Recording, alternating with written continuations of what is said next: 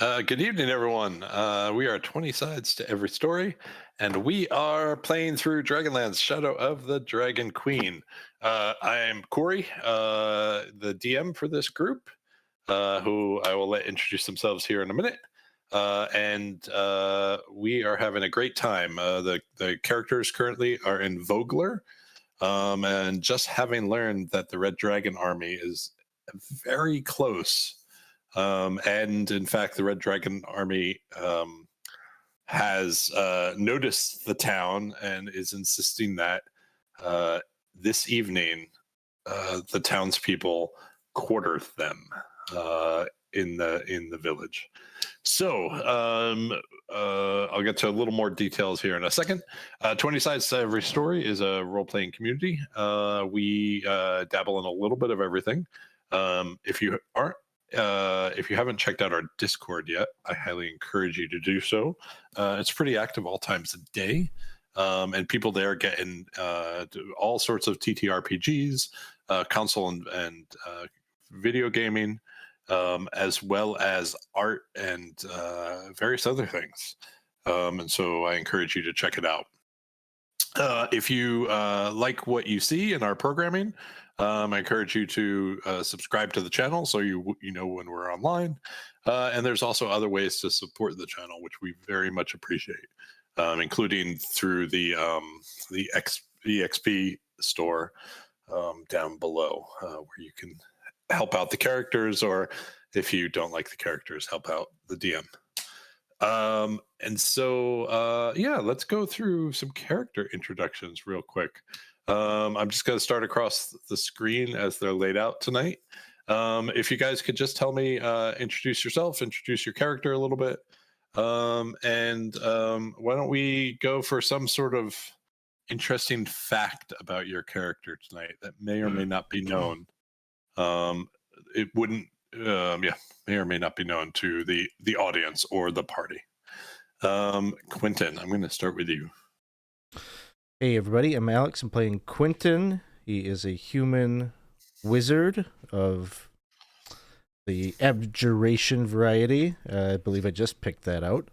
So he grew up in Abyssinia. Of the characters here, he probably best knows Lauren's character Miranda, and they sort of happenstance reconnected a bit as they were both have set out sort of for a similar goal in terms of taking the tests of high sorcery. Quinton is, let's see, interesting thing about Quinton that the party doesn't know. He wears on his cloak a little pin. It's a silver pin in the likeness of a bluebird, and he wears that because his mother died when he was very young, and that was he was told that she was a birder, that was her favorite bird, so that's what he wears that as a remembrance to her. Okay, thank you. Kato, you are up next. Hello, I'm Daw. I am playing Kato. He is a Oath of the Crown Paladin human. A little bit about him. I mean, he wasn't originally meant to be a paladin of sorts. He's just meant to continue on his journey as I wouldn't say up-and-coming knight, but currently a squire of the Knights of Solemnia. As we've firmly learned, not the really brightest tool in the drawer, but he is very skilled in martial combat. This whole deity that he's stumbled upon is still confusing him. He doesn't really know anything about it, but still think they work together well with what he's doing as a knight. As for interesting facts, he did not by any means want to be a knight to start, but it was more as a means to help support the family back home and financially support them, because oh boy, the crops aren't growing this well this time of year, or the last year, or the year before that. We need to get some money, or we're going to be in some deep trouble. All right, thank you very much. Miranda, you are up next. All right. Hi, I'm Lauren, and I am playing Miranda. Like Alex's character, I am from Alabancia. Is that what you say? And Miranda is a sorcerer who's also kind of on this quest for the whole Sorcerer's Guild situation. Um, let's see. A fact that the party does not know and will hopefully, never fully discover is that Miranda writes really terrible poetry. So, if you ever look at any of her journals, that would be what you would find. All right. Thank you. Brallin. Hello, I'm Isaac. I am playing Brallin, Farn. Brallin is a level 3 Drake Warden Ranger. He is still known to be a bit brash with his opinions. He is beginning to learn how maybe things might work, or at least in villages and whatnot. He's not really from any village per se. He's kind of been out with his kind of grew up with his mom, and is currently under the impression that from what he's seen, he is able at least to assist people. So right now, one of his main goals is just to try to help as many people as possible out as he kind of moves forward. One of the maybe some might have picked up on it, but one of the things that is not well known about Brallin is that he is deathly afraid of horses. When he was younger, his mom tried to teach him to ride a horse, and it bucked, he fell, and that's where he lost his teeth. So since then, he has always tried to stay away from them. All right. Thank you. And last but certainly not least is Cass. Hello, I am David. I am playing Cass, who is a non-binary human rogue in the guise of a scholar. Probably Cass's companions might start to suspect that Cass is not, in fact, a scholar, but due to some of the battles they've been in together. But that is kind of their story, and they're sticking to it as long as they can. In actuality, Cass is an adjunct member of the Thieves Guild in Palanthas, but lies and says that they are part of the Great Library of Palanthas. One thing that the party might not know, and which actually surprised Cass last session, was when Cass tried to pull Brallin aside to sort of flee the main group and get out while the getting was good together. Cass was kind of surprised at how upset they were by being rebuffed, and only at that moment realized that not only was Cass interested in using Brallin as sort of a protection on the road, a buddy, but also just kind of genuinely wanted that companionship. So Cass ended up being very conflicted at the end, and hence not actually joining the battle at the end of the session. All right. We're probably going to start not in the immediate aftermath, but a little bit after where we left off last time. So for those who are joining us for the first time or need a refresher, when the Red Dragon Army figured out that Vogler was ripe for the taking, they sent a messenger to the Fish Gate, which is in the northwest portion of the city, and really is the only land entrance to the city. And the messenger informed the townsfolk that they were to give up the city that evening, and that the Dragon Army would be marching in. The messenger retreated a short distance up the road, and atop the cliffs that surrounded the road that lead into the city, a few members of the Dragon Army were installed who would threaten anyone who tried to leave. The main NPCs that the characters have been dealing with right now are the Mayor Raven, Vogler, who is concerned about, of course, the safety of her citizens and is very interested in not causing all-out war to break out. And then you have two companions of sort of friends of a friend of the party.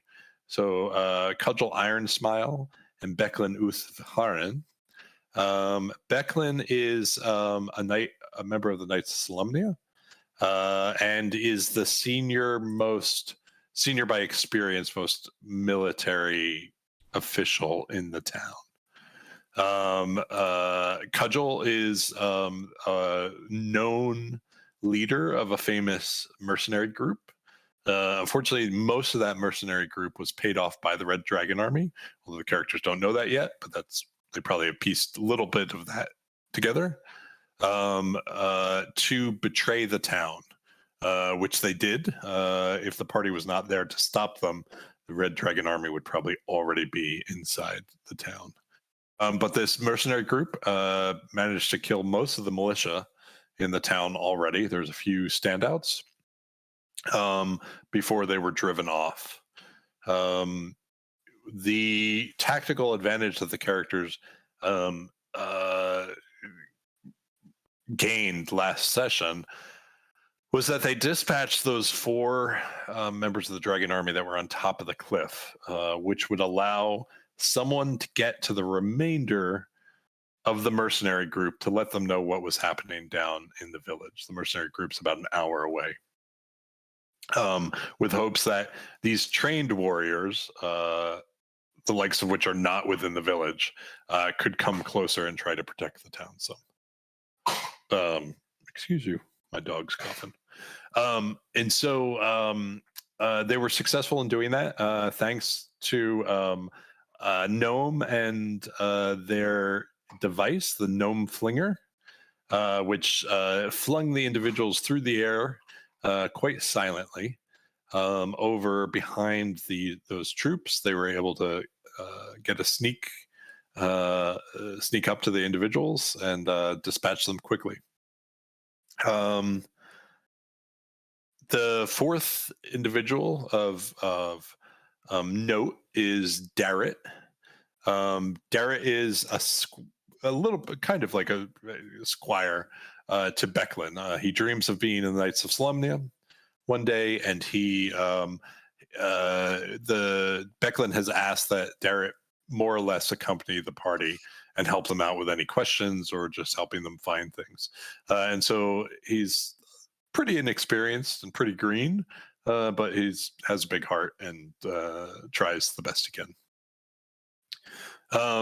And so I think where we'll pick up is a short time after you have descended from the cliffs, after having dispatched the members of the Dragon Army, and you're headed back into the village. And you do meet up on the way with Cudgel, who learns that it was a success, and he and I think Becklin goes with, but let me check.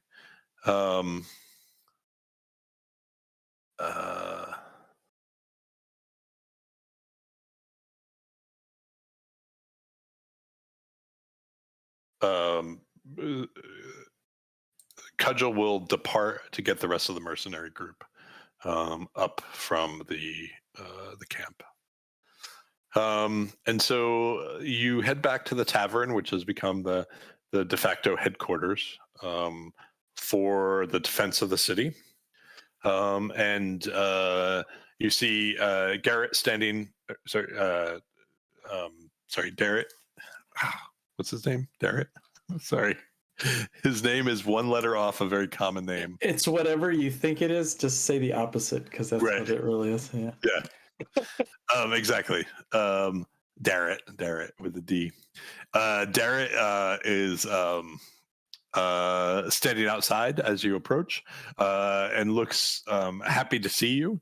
He probably is so overjoyed that you're not dead, that he whoever is the first approaching the tavern, he runs up and hugs for a minute before he realizes that's probably inappropriate, and then he pulls off. And it's great to see you guys. Here in Becklin are inside. They probably could. They're talking plans and what to do. What have they been discussing? Anything new? No, I think it's more or less. They don't really let me in on it, but I think it's more or less. The mayor doesn't want to. I think she might be a little upset. Maybe upset's not the word. I think she's worried that you, by killing the dragon armies, have sort of fired the first shot. But she's not mad. She's just, I think she's more worried than she was before. Well, she was well aware of the plan we had made to do such a task and did not speak against it. I know. But I think she's just worried about the whole town as a whole. Well, that's why we need to start making plans to get out of here. Yeah, I think Becklin is. She definitely. She's. I think that's what they're talking about now. You guys said very succinctly that there was no way that, that if they did come in here, they would just kill everyone probably. And what's the worst thing that happens if they don't come in here? We leave for a day and then they move on, and then we could just come back, right?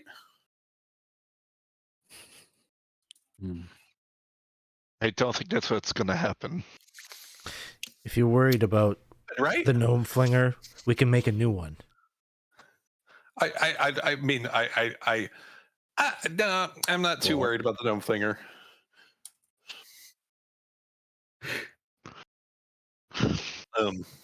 Unless they start using the gnome flinger. Should we destroy the gnome flinger? If it comes to that.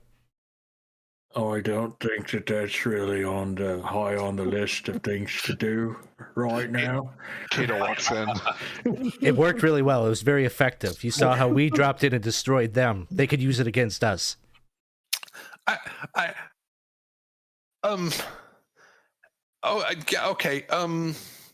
You can see him sort of looking up the street towards the gnome flinger and sort of looking at you guys going in and just being conflicted.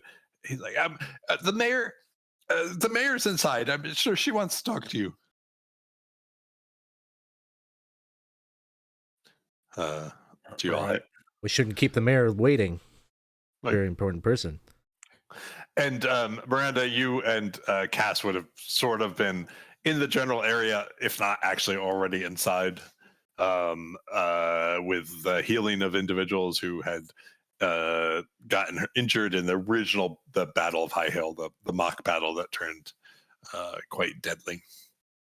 And so it's people are still injured, but the worst of the bleeding and things like that have been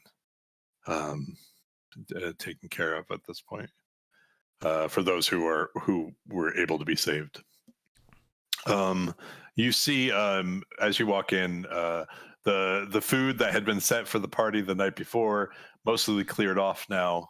There's a very rough looking map of the city, and I'll show you guys. Excuse me. Where is Vogler? There it is. Here it is for the city. Yeah, so they're looking over a rough map of the city, talking about sort of contingencies as you walk in, and you can they're kind of engrossed, and so they don't look up at first. but eventually, unless you're trying to be secret and listen in on their conversation, they do pick up on the fact you're there. The mayor looks up and says, your mission, was it successful? 100%. Right. And I suppose it's only a matter of time before they know those guards were killed. I suppose that only accelerates the inevitable, but it's still inevitable. Well, if it makes you feel any better, we cleared them all out. We didn't even have Cass. So if they send another wave, we'll be able to deal with it, I'm pretty sure. Well, I hope that's the case. It's quite yeah, I'm worried about the sheer numbers we now hear. Did Cudgel already depart for the mercenary camp? Yes, Yeah. she already rode off. Okay. They really are probably our best hope to create any sort of time between. If the Dragon Army plans to be here, they will be here.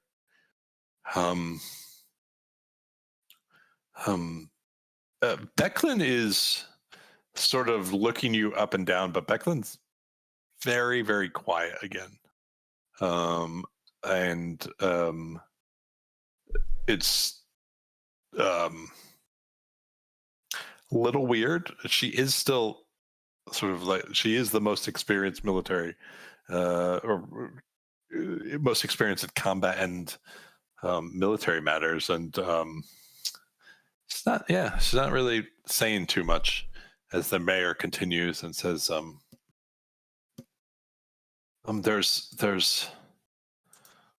we have started our preparations, but there's still quite a bit of work to do. I was hoping I could rely on your expertise and your experience a bit to assist us through this next phase as we prepare the residents for what could be the worst. Oh, Miranda will step forward kind of a little hesitantly and kind of try to, I don't know, stand to the side a little bit so as not to say this too loudly, but say, you should be prepared for very bad things to come. And your residents, they're sure to face oppression like they haven't known before. I don't know. I don't know how to say this delicately, but the first wave of death and destruction that comes through, that frightens the people. But what comes next, it might break their spirits. And then,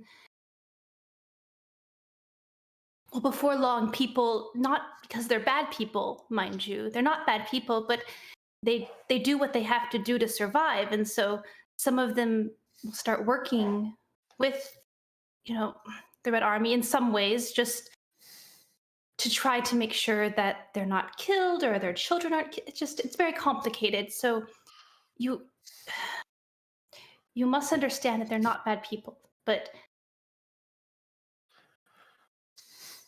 just don't have full trust in anyone, I guess is what I'm saying at this point. I understand what you mean, indeed. And my hope is that we can get them out of here before at least the majority are forced to make choices like that for themselves. If we use the river and we evacuate as many as we can down the river to Kalaman, we may stand a chance of at least doing what we can to help the town. I don't know if we'll be able to get them all, but God's willing, the mercenary Cudgel and the mercenaries can keep a buffer so that we can get as many out as possible. I don't mean this in any. There's no way to say this that isn't a bit indelicate, but the people who are most important, that you need to be the most loyal to keep things from falling into horrors, prioritize getting their families to safety as quickly as you can. If their families are safe, they will be able to do what needs to be done. But if their families are here and under this oppression, just do your best to get those families out, is what I'm saying. I understand what you mean, and I am sorry that you've lived through an experience such that that's the counsel you give. Huzzah! We must get word to the citizens of the town to meet so that we can explain to them all our plans to move on down the river. We also need to assess how many ships the village actually has available that could be used, and really how many of the villagers that could carry those. And once we figure that out, we need to maintain calm as we assist the villagers in getting on those boats, and to move down the river. How treacherous is the river? Can we build some rafts? Can we cobble some things together to? I think so. There's quite a fishing fleet already. I'm not sure if they will be enough, but I think with some ingenuity we may be able to do what we can. Yes. Might need to get that gnome down here. That's a wonderful idea. We'll reach out and get them immediately. Would you be willing to go and gather the villagers for us? Certainly. Sure. All right. Sure. And if I could ask for at least some of you to start working on the boat situation. I can assist with that. I'm good with numbers. Thank you. And please, if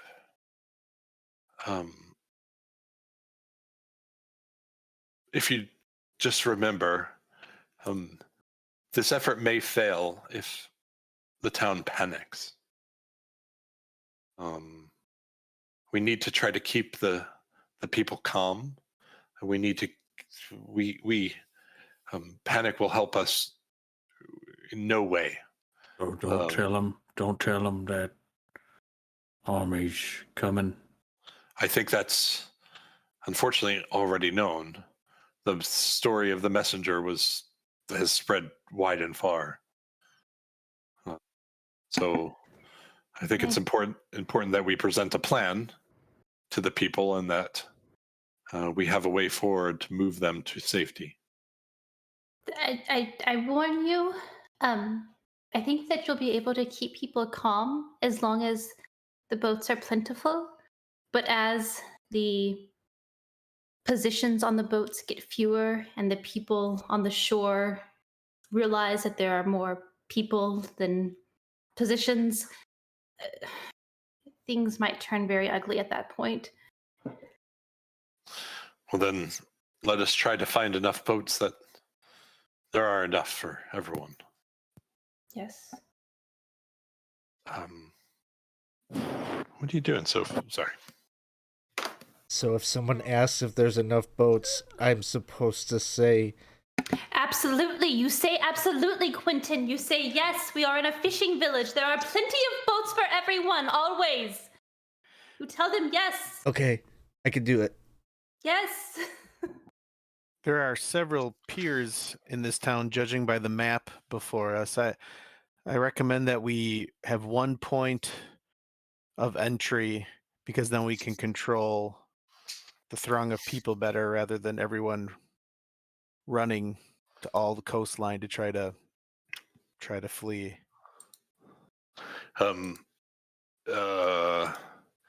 Grabbing a name for you.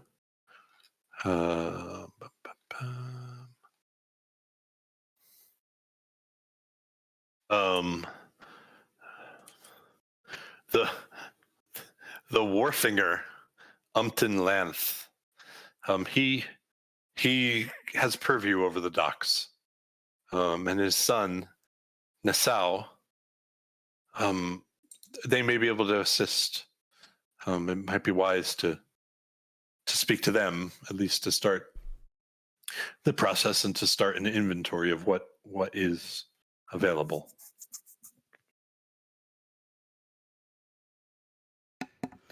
It looks perhaps as though where we are right now at the Brass Crab, that might be a good holding center for people. Don't let them come beyond that, because from this perspective, they can't see the entire wharf, right? They can't see beyond the market, so they might not panic as much as if they were a little closer in, could get a better read of the entire wharf. So maybe hold people here pleasantly and then bring them forward in as orderly fashion as we can. Give me one. I'm looking for a better map to give you. Oh, let's see. Does this give too much away? No, this will be fine. Okay, I'm going to move you to a much wider map for a second. Where'd that go? All right. To give you a sense of where everything is. So you see Vogler and you see Kalaman, I assume. Let me force you onto it if you don't. So let me see. Can I move this? No. Why are you locked? Okay. So there's another side to the river in Vogler. And I bring this up because something I mentioned early on, but you may not remember. This thing here, Vogler's Crossing. So that is an incomplete stone bridge that begins to stretch across the Vingard River, which is the river. It was half constructed before the cataclysm hit, and the technology was one that people after the cataclysm did not know how to finish it, and so now it just looks like a glorified pier. But there's a ferry system of ropes and winches, which connects the posts and the supports of the bridge to the opposite shore. And so there are a number of rafts and skiffs on it, not boats, but rafts and skiffs where people are sort of pulled across by rope. So just to what Miranda just said, that would be the other place that, if you were talking about one place, that would be the other place that potentially things could launch from. That's just knowledge you'd probably have some of as you're in. So in addition to the wharf over here, this is a potential sort of launching point. But the mayor says, I think it's, I recommend the village circle for its roominess. And if we get the town to meet there to explain everything, we can use it as sort of, this may be our headquarters, but that would be a place where people in the town could go to have questions answered and to find assistance. But I do like that idea of keeping them not immediately on the pier. I have to ask, outside of the game, did anyone read the giant bell? Was Quinton able to ring the bell when last session? Or... No, but the giant bell exists, and it does exist. So now, yeah, the giant bell. The bell is a way to get people. You might still need to go around and find some people, but the bell exists to get people to come to the village circle. That might be good. Okay. So who having done that, who is off to do what? Cass is going to try to seek out the Warfinger and his son. Okay. Is anyone going along that way?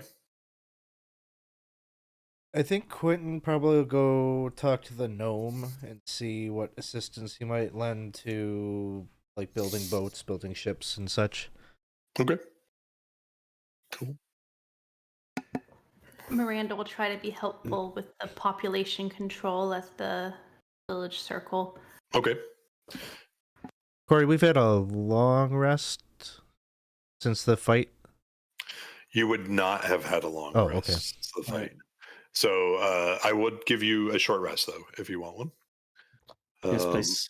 Yeah, if you want a short rest since the fight, I apologize. I didn't even think of that.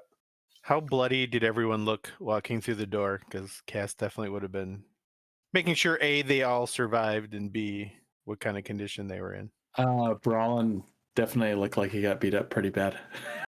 he's definitely bloodied a bit. As he's hunched over a bit as he's talking. Nothing from me. And your Drake is not with you, correct? It wandered away. I'm assuming that it went back into the bush. Yeah.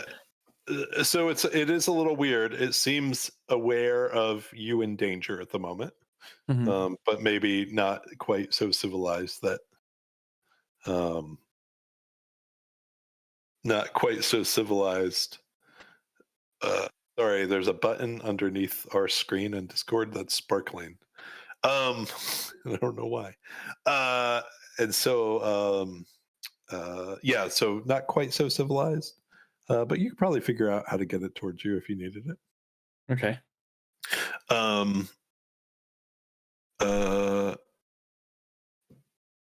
Kato, what are you thinking about? I'll probably go along with Miranda to help inform the population. But before we go, I would like to try to talk to Becklin. Okay. So you try to catch her eyes, and she holds your eyes for a minute. And you get the feeling that she would like to talk to you as well, maybe after all of this is over. Or after the conversation with the mayor is over.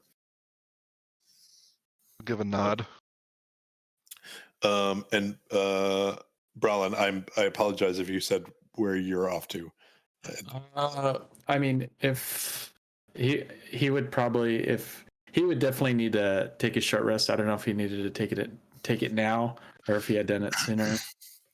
It would be in this sort of conversation. It was longer. Okay. He'd definitely be hunkering down for a bit. Then I think he might go and try to talk to the townspeople. Try to get them to as best he could. Okay. So I'm going to start with. I'll start with Kato's conversation first, and he'll catch up with the people looking for townsfolk, and then I'll deal with Kat and Quinton and the sort of the in the aftermath. Okay. So the sort of group subsides and people are resting and bandaging themselves up, and you see Becklin sort of walk off to the side over near the kitchens, and just standing there, Kato, and you sort of get the hint and you walk over. And 1 second.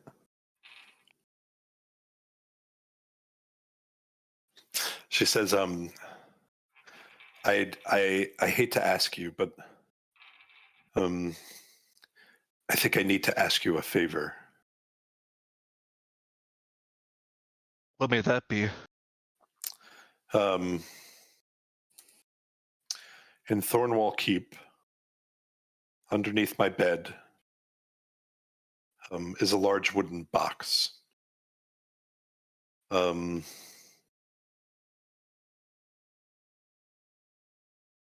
need you to get it if you could, and to bring it with you, and to bring Darrett with you. And once Darrett is safely out of town, to give it to him.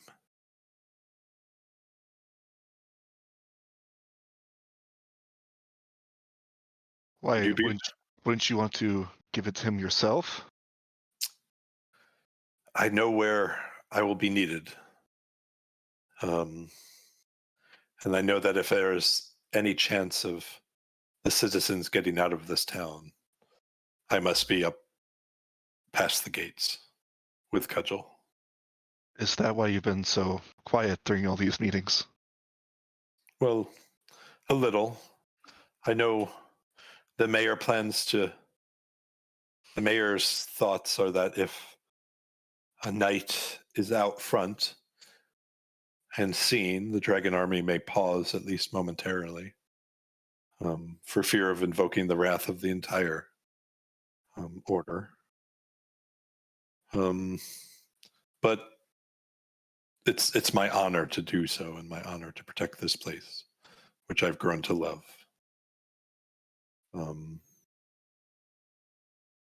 It's well, not our honor is our life, so I understand. Darrett may not understand, and so I hope that if you retrieve the box and give it to him, it may give him some solace, no matter what happens. I will do so. You have my word. Thank you. And he'll go in for like the warrior's hand grip, Mhm. like forearm to forearm. Got it. She nods solemnly, and you do after the conversation and you saying you'll do it. She does. You do see her relax a little bit, like not an enormous amount, but she does seem like one burden is off her shoulders.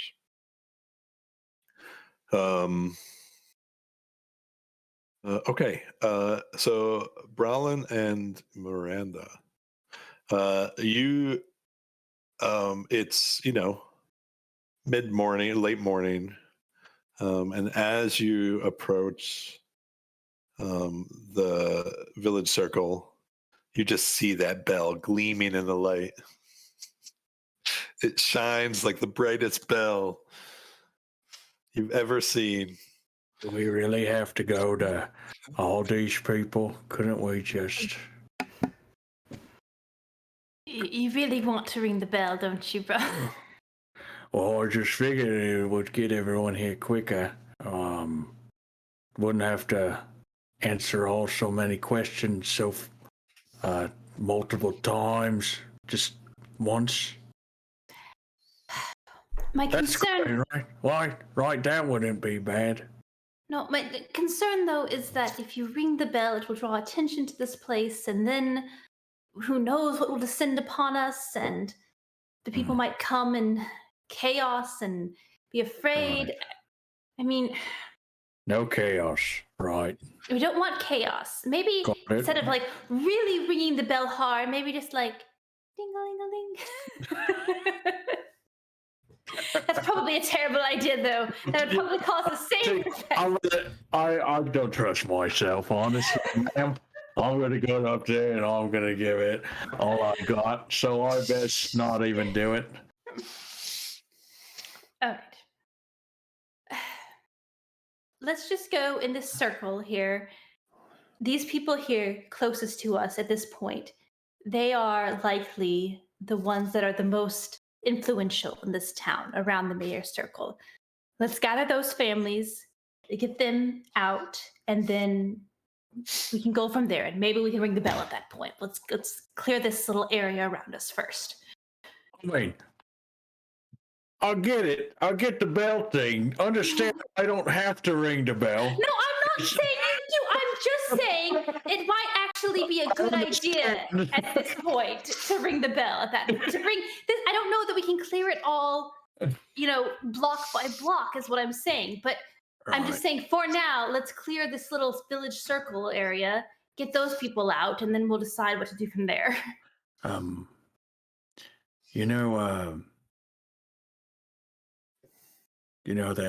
That Cass. Yes, what about him? I don't think I've actually ever met Cass directly, but They were trying to get me to just leave these people. Cass. Oh, was it in the? Oh, The one person, yeah, that you. No one seems to have talked to them but me. beginning to think that Cass is a figment of your imagination. No, I've seen them. For whatever reason, we've never really interacted. But so, what'd they say? Well, I don't know. They thought it'd be best if we just left. Well, obviously, I know nothing of Cass, so I can't make any character evaluations. But I will say this. It is not a terrible idea to get out of the way of the Red Army coming. I think I personally feel some obligation to help these people, but there's no guarantee we're going to survive and leave this place. Right. I guess we better get to it then. No. Well, when you talk to the people, just calmly tell them to go to. Are we sending them to the wharf then? Or the crossing? So the mayor wanted to gather everyone in the circle first. Everyone in the circle. So Yeah. Do we want to keep everyone in the entire town in the circle, or do we want to I'm thinking Sorry. She wanted to address them. Oh, she wants to address them. And I didn't. Okay. I left that out a little bit. But yeah, she wanted to talk to them. All right, so let's just get them kind of to the front section, maybe near the fishbowl area, sort of, and Go just tell ahead. them to stay and wait. Go ahead. Give me an example of what I'm saying. Okay, you're saying the mayor wants to address the town. Let's all meet here. Okay. And if they say, what does she want to say? You say, she just wants us to meet. Give as little detail as possible. Make it a little vague. We don't know. We're just waiting to hear what the mayor has to say. Got it. All right. Sounds good. I could do that. Just go door to door. Brallin, a light breeze makes the dongle on the bell just swing back and forth gently, catching your eye. Damn it. No, you're not gonna tempt me. I know what I need to do. It has nothing to do with you. Okay, so you're going to take the next few hours, sort of spreading the word. And I apologize, Kato. after talking to Becklin, would you have met up with them, or would you have headed to the tower immediately? I believe if I heard correctly before, I think Quinton said he was going to go to the tower. So Correct. begrudgingly, he'd probably take along with him. Okay. All right. So, all right. Let me. I'm going to switch over before the two of you. I will switch over to Cass.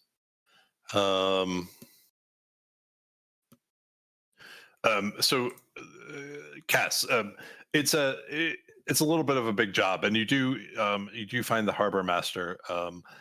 You quickly learn that the harbor master is a little bit useless, and that his son does most of the work these days.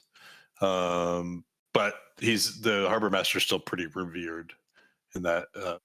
Sorry, the wharfinger. Sorry, is pretty revered in that position. And so the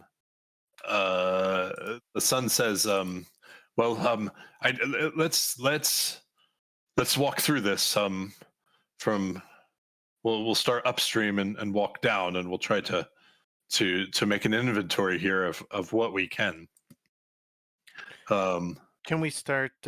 Yes, we should do that first, but on the way back, then actually start bringing some of these vessels down. It'll get very crowded, but it'll prevent a mad rush. Yeah, so there are probably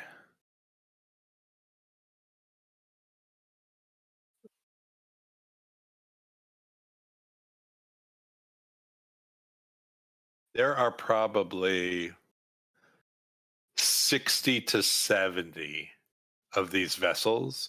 So he says, well,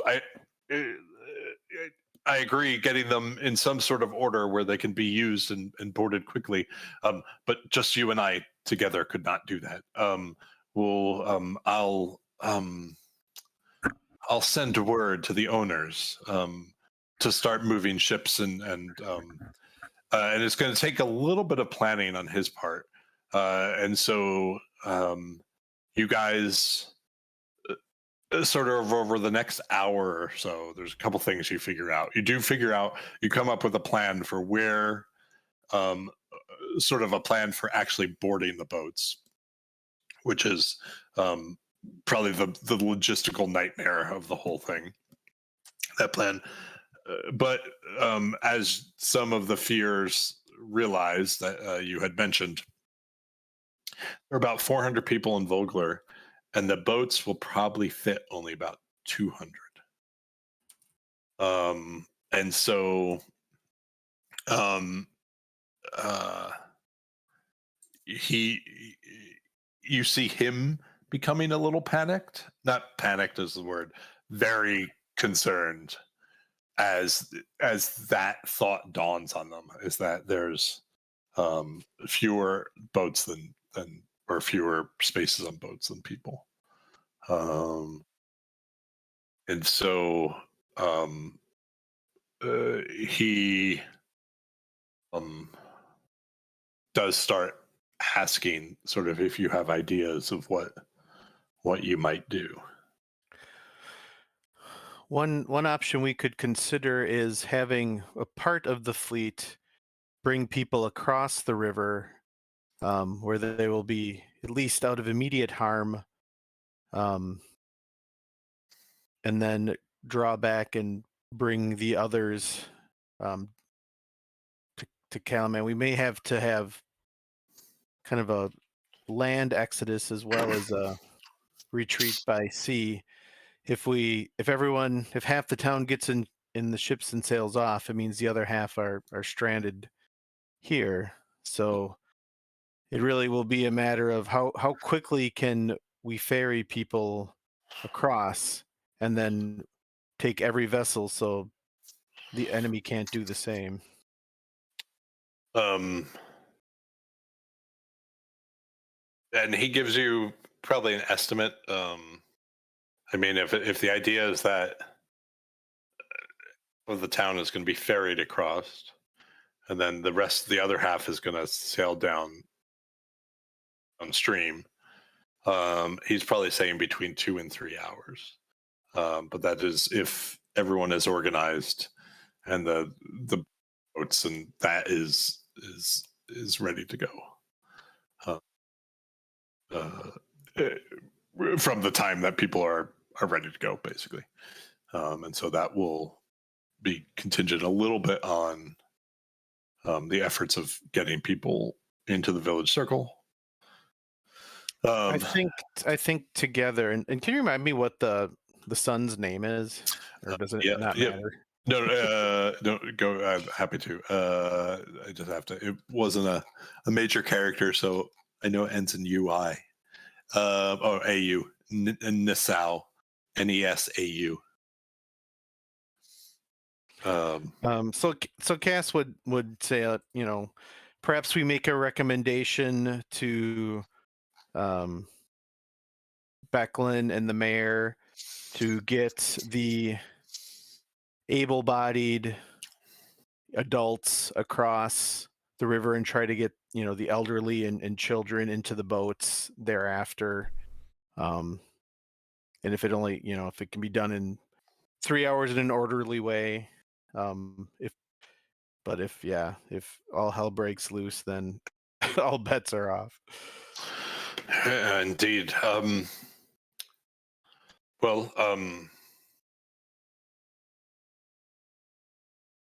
Okay. I'm going to, just because that story is wrapped up with the gnome, I'm going to switch over there real quick. And so Quinton, and a short time later, Kato, I assume, would catch up.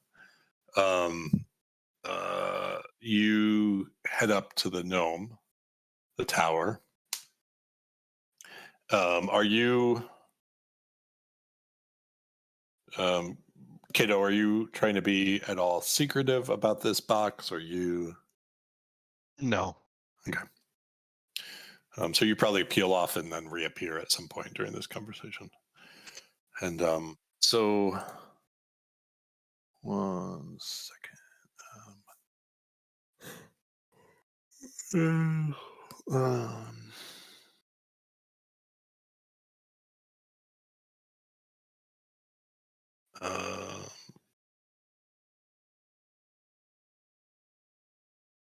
Than is the gnome's name. And you see, you find Than on top of the tower, Quinton.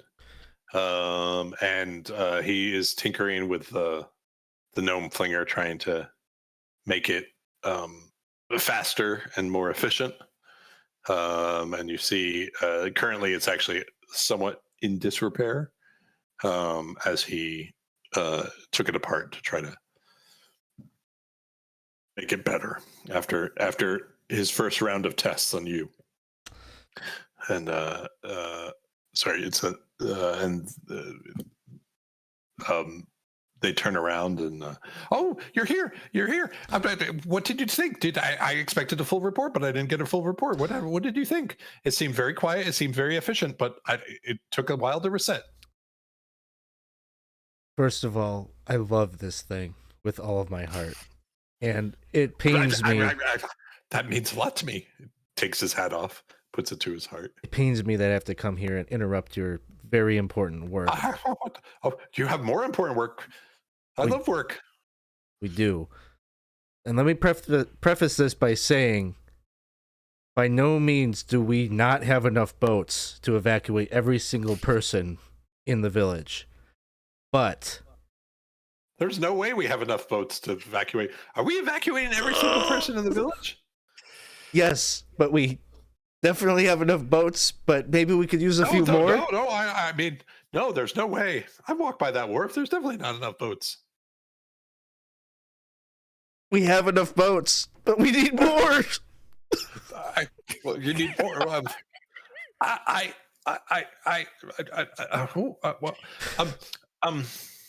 And he's, I don't have any boats.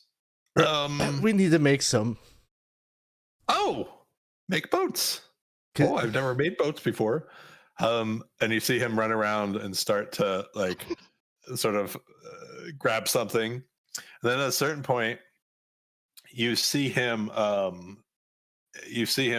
go to the side of the tower and lean over, like sort of has to like get up on the wall, and he leans over so far for a minute you're sort of worried that he's about to fall off. Kitchen, hold him. And he's looking, and he's like, look over there, like we could use that.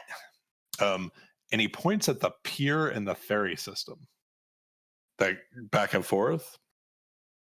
The skiffs themselves are not they're not boats, right? They're just attached to ropes. If they were released, they would go all over the place and not be steerable. But he's like, what if we tie them all together? We put logs and we put all this stuff, and then we could fit like, I don't know, 30, 40, maybe even 50, maybe 60. We fit them on there, and then with the other boats, we can push it downstream. What do you think? Should we do that? I think that's a good idea. That's a good plan. He's gonna look at the gnome flinger Mm-hmm. and be like, there's a lot of like material there we could use. Oh. Huh?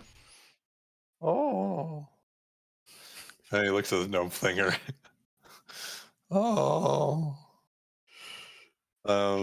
If we leave it here, they'll get it. Oh. But if we deconstruct it now, we could take it with us downstream and rebuild it later. Oh. And you see him go over, and he sort of pets a gear inside of it. She'll fling again. Julieta, he's right. Julieta, I hate to do this to you, but he's right. I'll rebuild you one day, Julieta. And he starts sobbing. No, it'll be okay. It'll be okay. Oh, you know what? My friend Kato is here. He'll help. Where did he go? Oh, Julieta. And he starts to descend, like he just, with every sort of removal of a gear or a lever, you just hear him do this other and Quinton will assist and try to be very reassuring every step of the way. He cannot make eye contact with you at all, or they cannot make eye contact with you at all, and they're just in pain as they dismantle this device. At one point, sort of halfway through, like when it's about to be like it's about to no longer be in the shape that, like, taking more of it apart will mean it no longer even looks like a gnome flinger.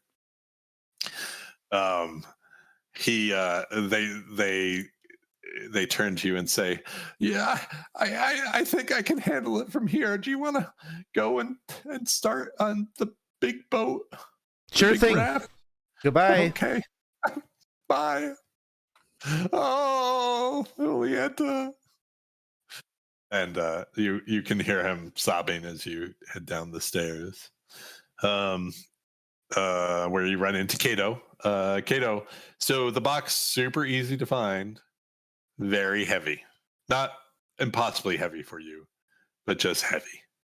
What's in the box?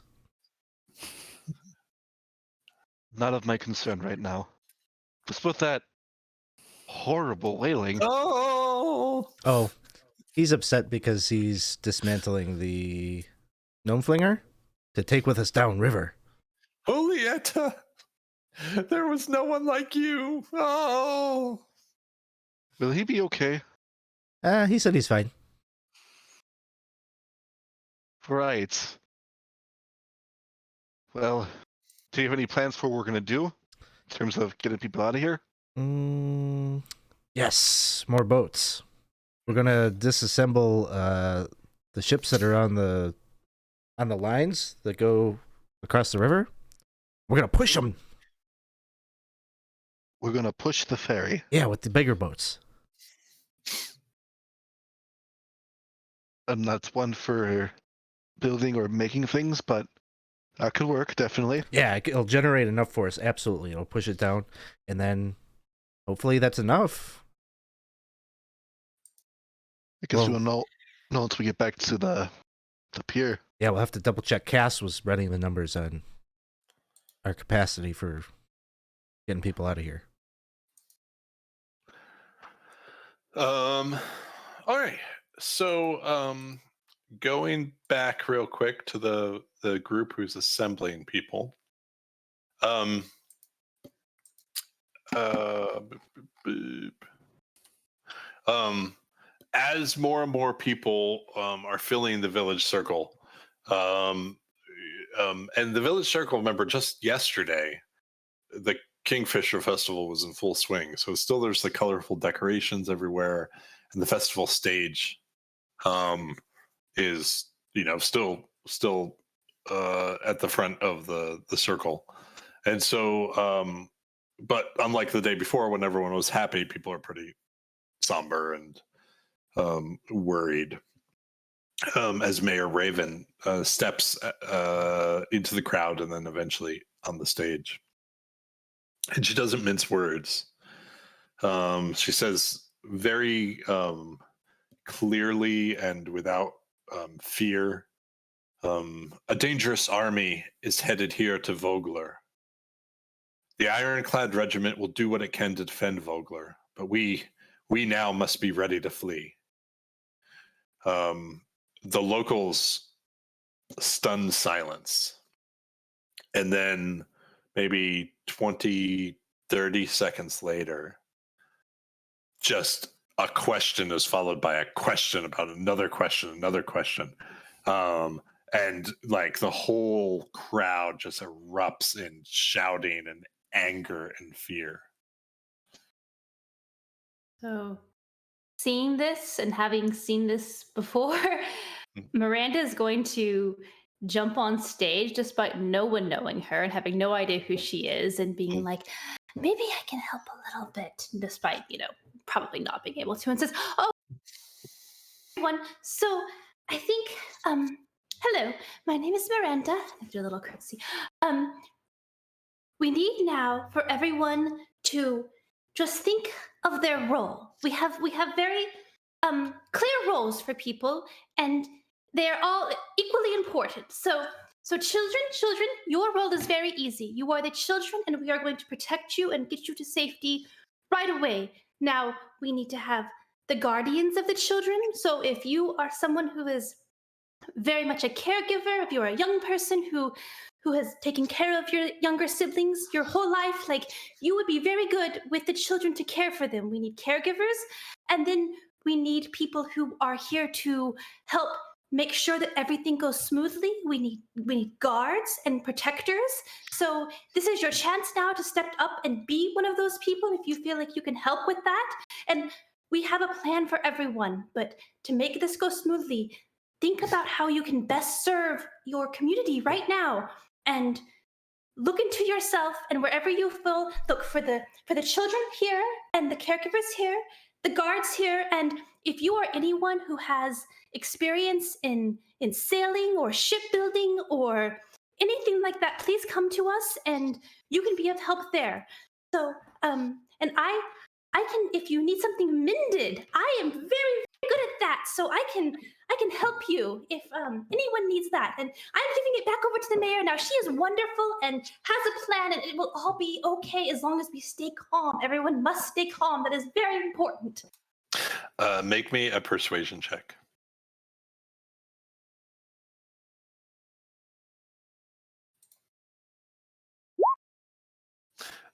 So the first, I would say the good first half of your speech, you are overwhelmed. Like, you still keep going, but it is just the shouting. And then as you keep talking, sort of people are curious why, like, you're calm and you're still talking, and people are like flipping out. So little by little, people are paying attention to you, though they can't quite hear. But certainly by the end, more and more people can hear, and you see people start calming down, and someone in the crowd, yells out, "Okay, people who know about ships, please," sort of starts organizing the crowd into sort of how you suggested they be organized.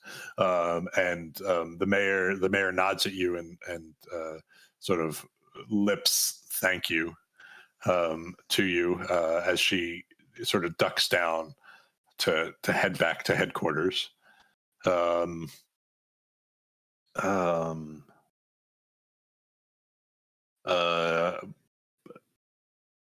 Maybe as things are getting sorted, though, you see a familiar face.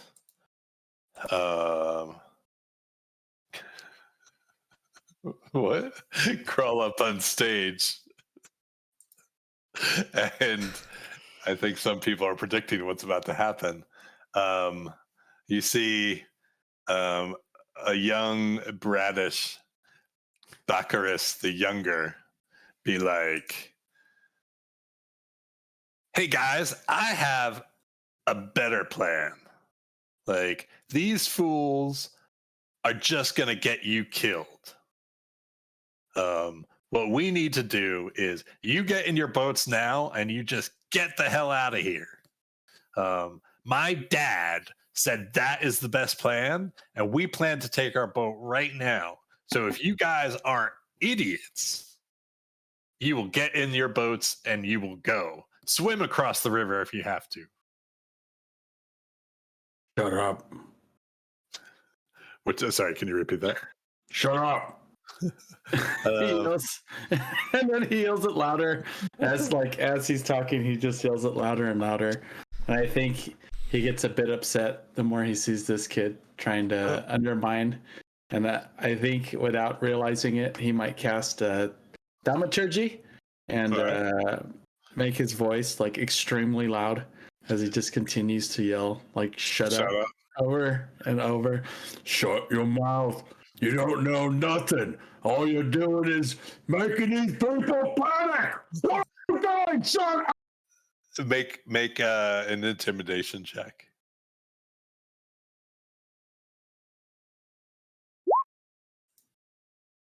Oh, okay. Well, first one was 11.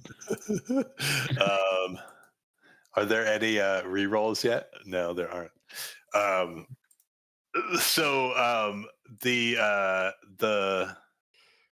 The shut up, the thaumaturgy shut up, just sort of confuses the crowd. They all look and like they all think it was just yelled at them, just because of the distance it suddenly covered compared to your voice. Like everyone's now hearing "shut up," and people are now sort of distracted from being sorted. As Baccharis sort of ends his speech, being like, "Well, it's up to you to die. I mean, good luck with that." And you see him hop off stage and walk out of the village circle.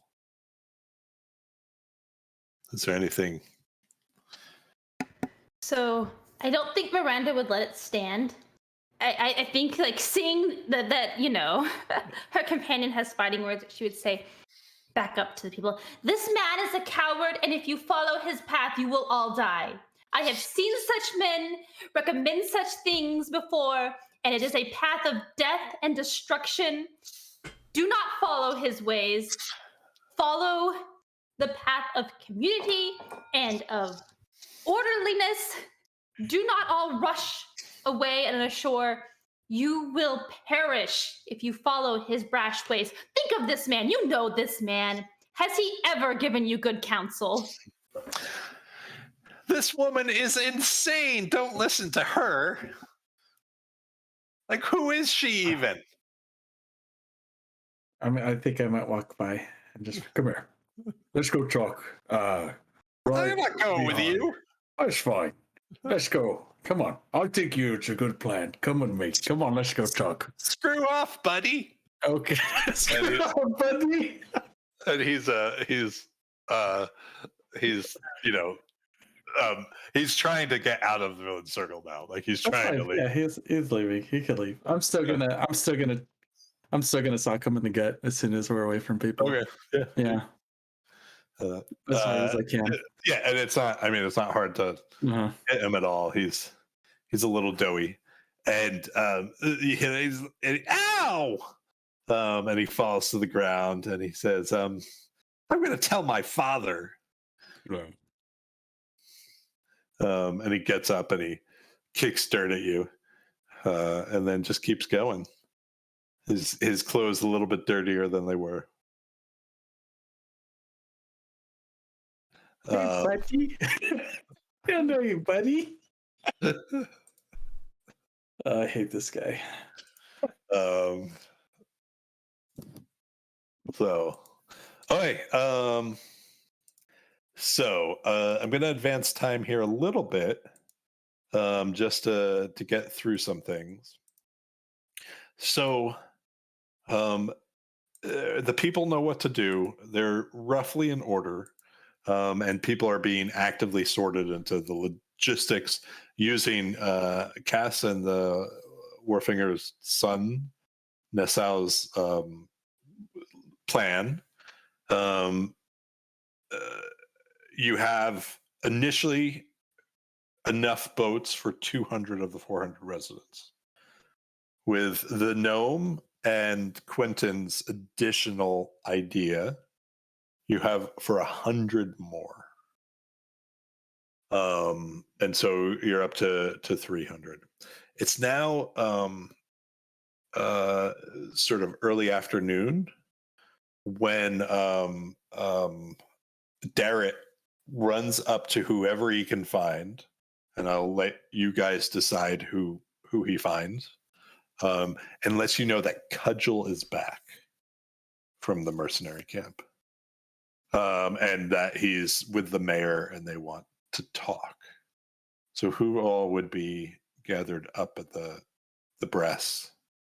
crusty brass crab? I'd probably go up there to see what the next step of the plan is. I think Cass would probably be there too with Nassau, like kind of making that recommendation and Okay. kind of making the proposal of getting people across the river and then coming back for the party that's going to be going downriver. Mm-hmm.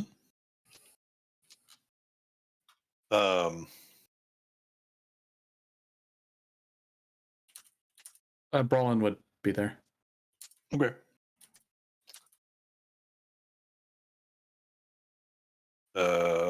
Okay.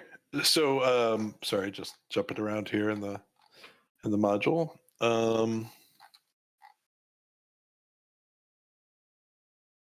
So Cudgel tells everyone, I brought the Ironclad Regiment to a position north of the city, even north of the gates. With the numbers we have, I believe we can, for a short time, defend against a larger force, thanks to the bottleneck in the road. I'm hoping that we won't have to fight, though. The Dragon Army isn't expecting an armed force to be there, and I'm hoping that a show of force in front of the town will convince the Dragon Army that Vogler isn't the easy target that they thought it was. My soldiers did set up a small rear command tent near the river gate. There's a messenger there, so that the village can send word to the troops as it's needed. And she turns to Becklin and she says, as we agreed, Becklin will join at the front. In addition to the show of force, I'm hoping that if a Knight of Solemnia appears on the field, the enemy will be hesitant to provoke the knighthood. And bring the order into this. The mayor turns to you all. The mayor nods at the two of them, sort of in agreement with their plan, but turns to you all who are advanced and says, moving all of our soldiers out means here inside the city, the escape attempt would be undefended except for the few militia who were not killed, and a few of our tougher fishermen. Would you, I think it's Becklin who actually asks this and says, would you stay in the village with Darrett and defend the evacuation operation?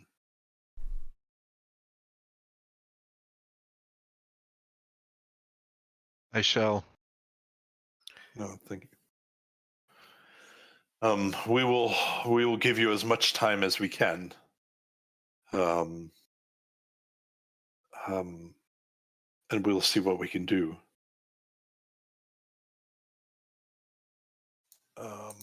Where did I lost it?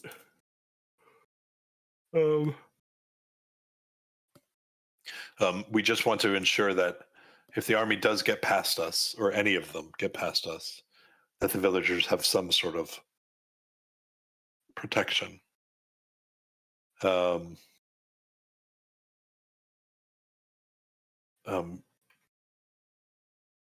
She says thank you to the group of you, and you see her sort of preparing herself in plate mail armor, and Darrett is sort of helping her put it on.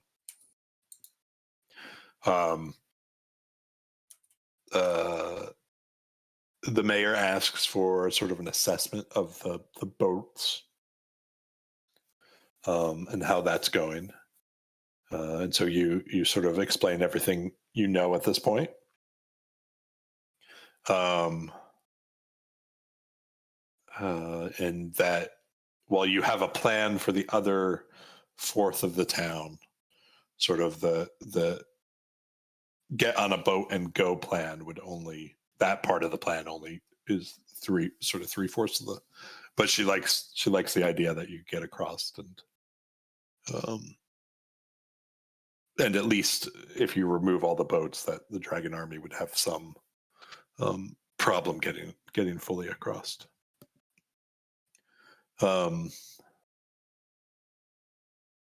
As Becklin is, and as Dara is helping Becklin, those of you who are there, you see Becklin give a very formal and very stiff goodbye to Darrett.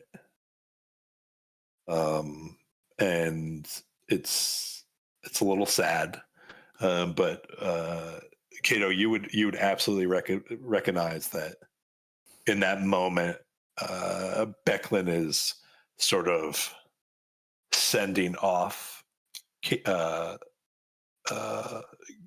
Darrett in the same way that a knight would send off another, like a full-fledged knight would send off a full-fledged knight.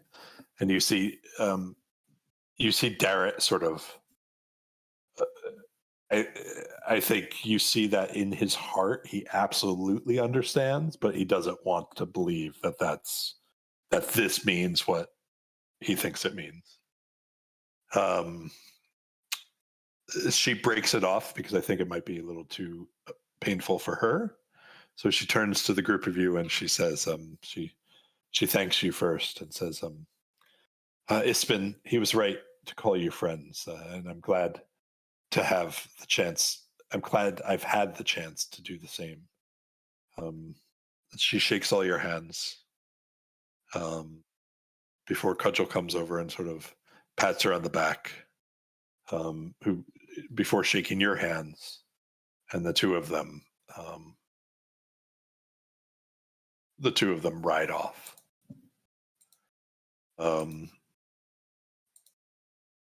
There's sort of this really, really somber attitude in the room after they leave. As the mayor finally breaks a little bit of the mood and says, well, we must continue with our preparations if we're to get the citizens to safety. What all are you working on by this point? Or what do you want to work on?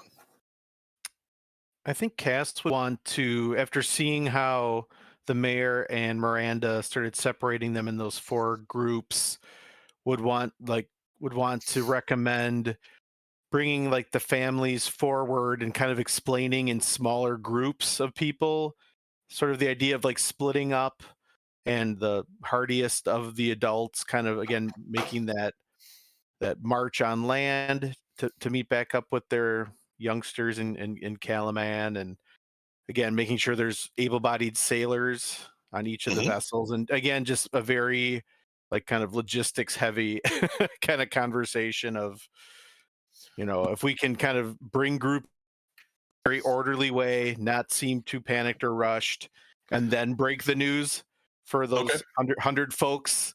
And maybe in some cases, if like, you know, able-bodied adults don't have children, kind of bringing them in with other groups to then sort of explain their role. Okay. Because then it would, yeah, if there's arguments that have to happen, it's not the entire town hearing about getting split up. Got it. How about the rest of you? I will definitely come back to you in a second for that.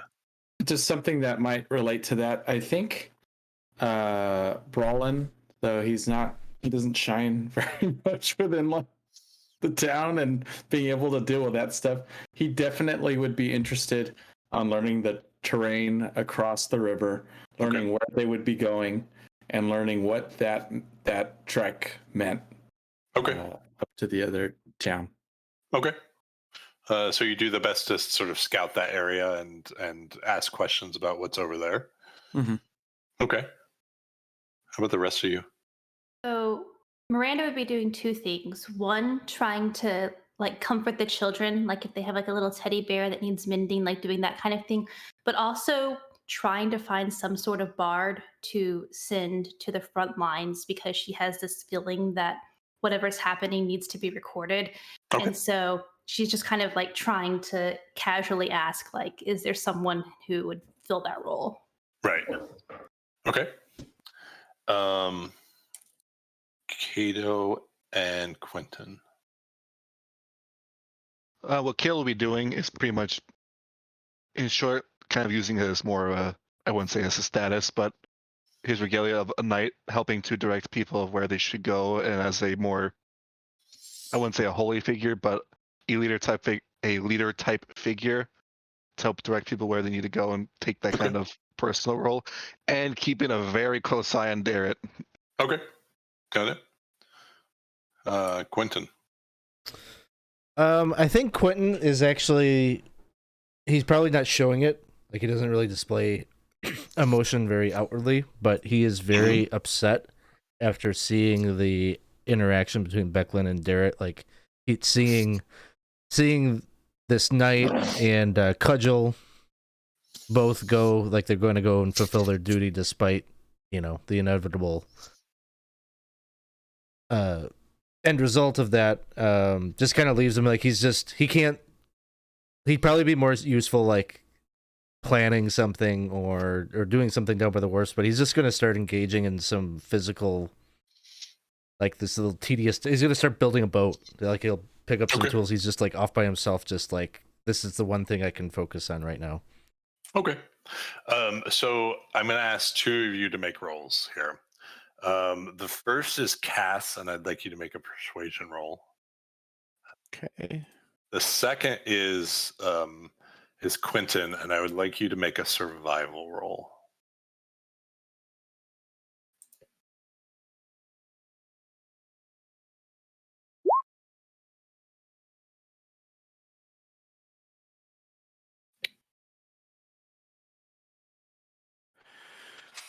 Come on, D&D Beyond. That was Let's a big. go. Yeah, it's a little slow, but Yep. I'm getting there.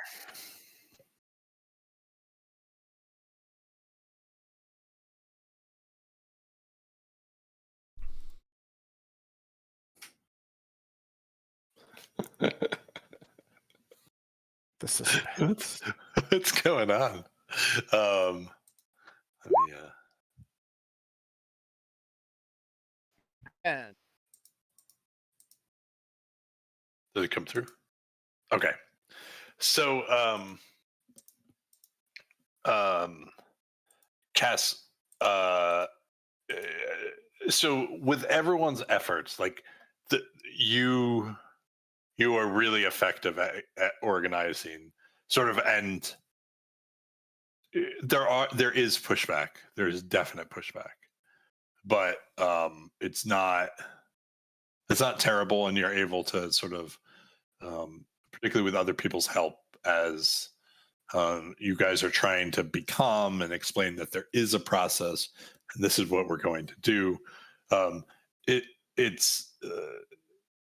It's a little infectious once you get some people onto the plan. They're able to help convince other people that the plan's a good idea.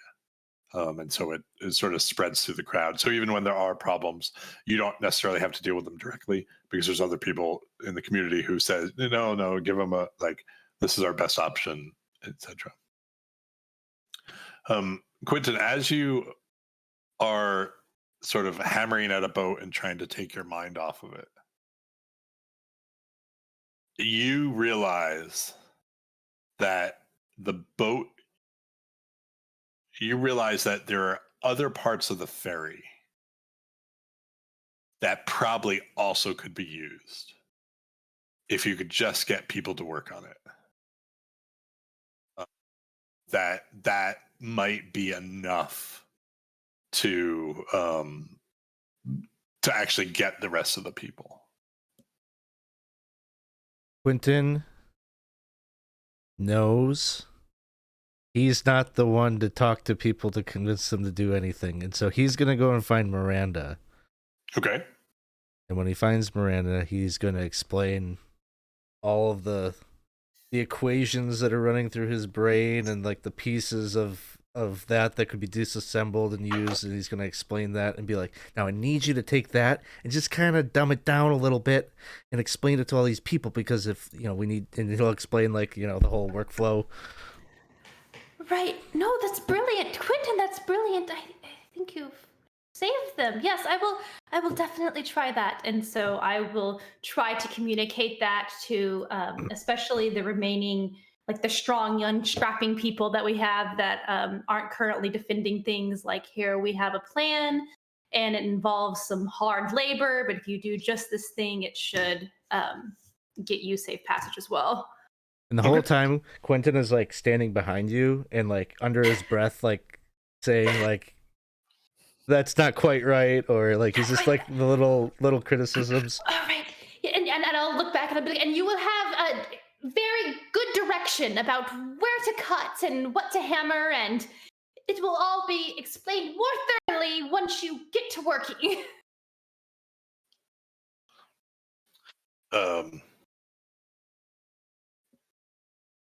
Okay. So I think. Oh, sorry. You get the manpower, the people power, and you head back towards the dock, and you start trying to enact this, rip down the parts of the ferry that weren't being used yet, and you start into that process. This is a great time to take a break. It'll probably be a little bit longer than 5 minutes this time, just as I set some stuff up in the background. So we will be back. Thank you guys for sticking around and helping us out. We will be back. So just wait. It won't be long, I promise. So thanks. Hi, everyone. Thanks for sticking around with us. We are now gonna ramp up this action a little bit. And so you, Quinton, and I don't know who else would be working on it. you are gaining momentum on this, and it's a great idea. And as you, how hands on are you, and how like watching other people be hands on with significant commentary would Quinton be? I think he will.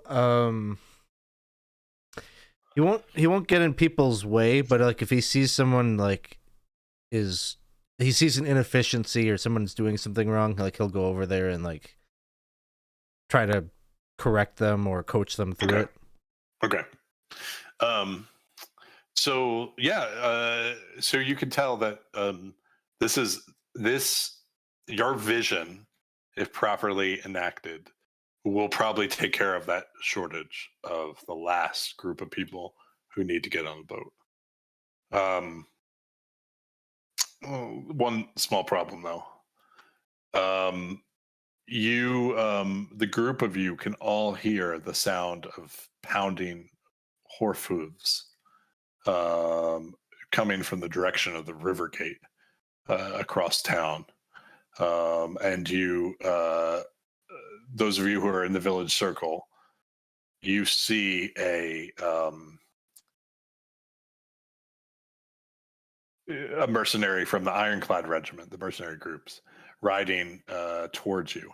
She nears and she yells, "They're coming! Evacuate now! The dragon army!" And as she tries to say army, the message is cut short as a squat, hooded figure launches from the cliff tops around Vogler and glides down and just slices in to the rider's back, sending the horse and the rider tumbling.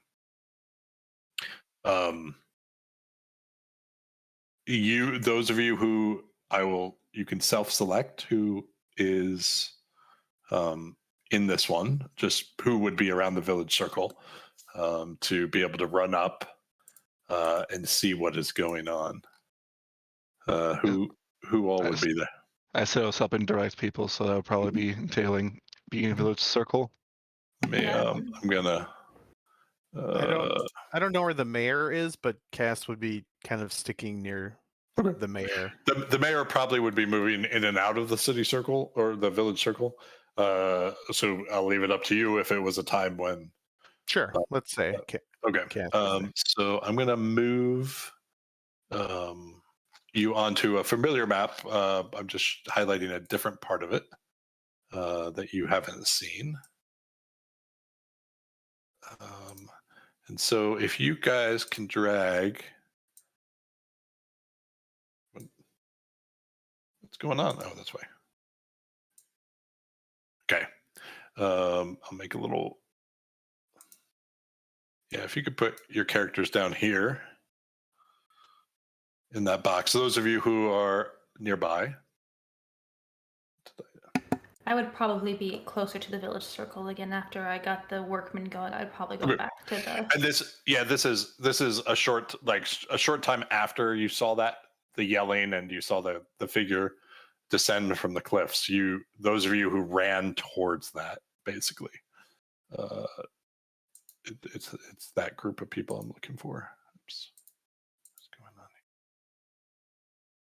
going on? It's just two of you, or am I waiting on people?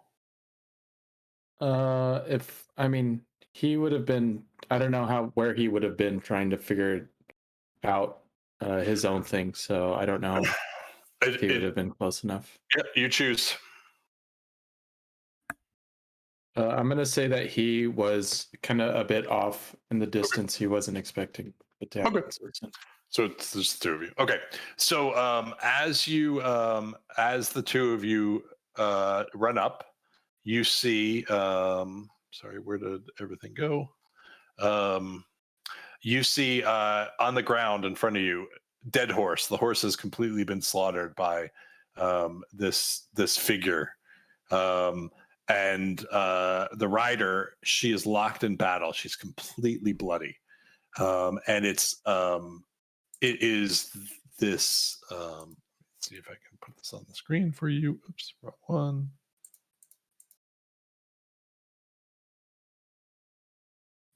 I don't remember how to do this anymore. Miranda, did you say you were there too, or no? So I was in the general area. If there were any like children or families still there, I'd probably try to stay back to like kind of protect them at the scene. But if we've gotten all of them evacuated and it's just other able-bodied people here, I would rush up. It is sort of mid evacuation, so it is probably, there are some people on boats, but because more boats were being built, there probably was a little bit of slowness in terms of like not trying to all leave more or less at the same time. But some people would be on boats, and also some people would have started being ferried across the river, probably just as a insurance. Kind of midway. So yeah, I would probably kind of try to hang back just a little bit to already like guard against anything that would come directly to these civilians. But I'm definitely like aware of looking in the direction of the battle, but not necessarily rushing up to it. Okay, so I need the two of you who are in this battle map to roll me some initiatives.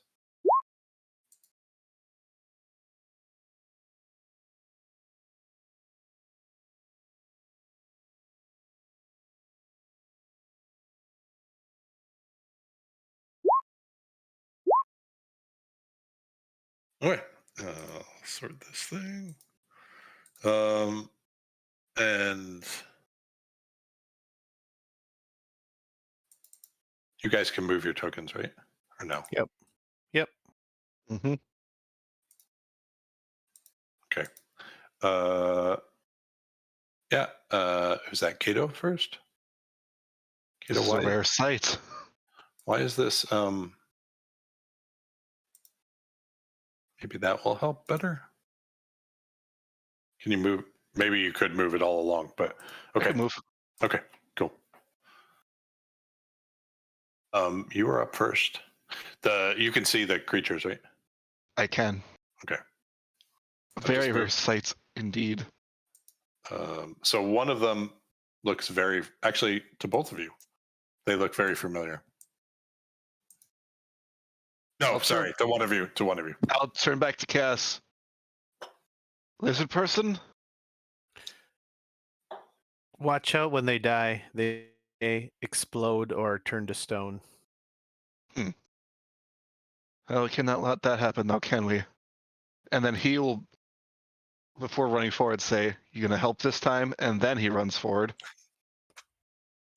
Right. And then points his halberd towards the creature, whatever it may be, and say, "You, that person is not your concern now. Stand and face me," and he will cast Compel Duel.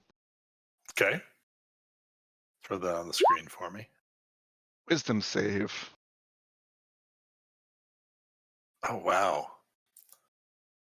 So, for those of you who have never used the Roll20 module, and no Roll20 module has ever had this for me, when I click on the token, there's a bunch of buttons that pop up, token buttons in Roll20. But one of them is just save, and when you click on it, a drop-down menu of different save types. He fails with a 3. All right, he is compelled to duel me.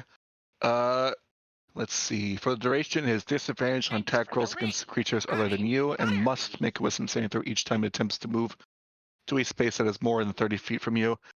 If succeeds on the saving throw, the spell does not restrict the target's movement for that turn. Okay. Got it. And with my action, because I got him, and I'll never use him if I don't use him now, I'll throw a javelin. Okay.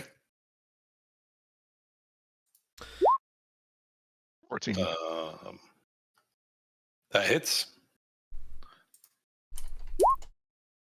7 javelin damage.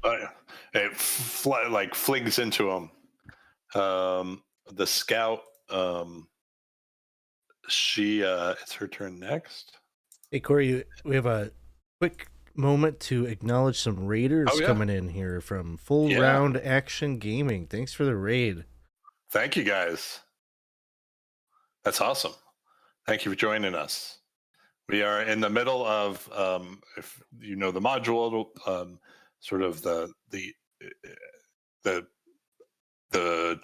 dragon army is close to Vogler and starting to descend on it. And so 2 of our characters are engaging, trying to save a scout who just came to warn the city. That scout in particular,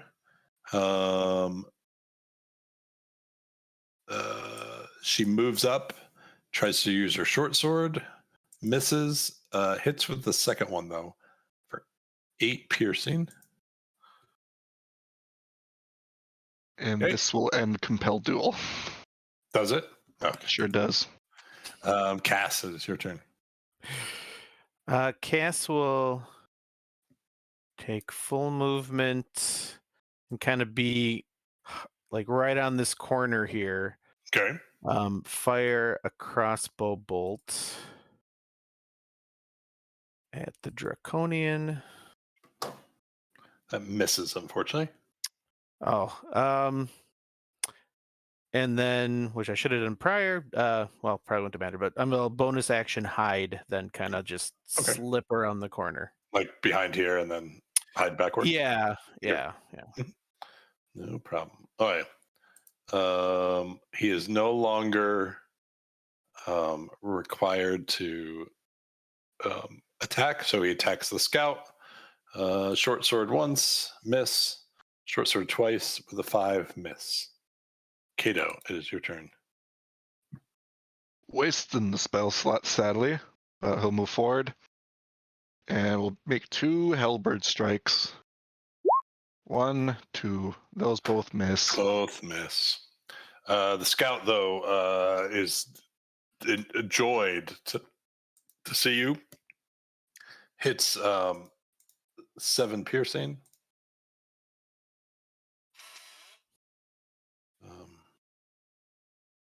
Wait, how much did I say she did last time? 8, right? Okay. Yeah. Okay.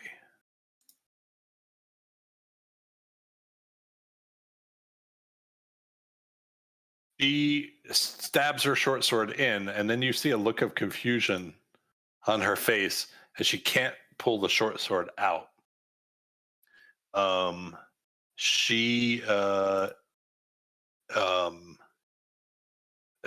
You see a gas start to emanate as the creature slumps to the ground. This gas starts to fill up the space around him. Constitution. She gets a 6, and you see her the gas creeping up her feet, and sort of the color starts to disappear from her feet as it turns gray, and she looks very panicked.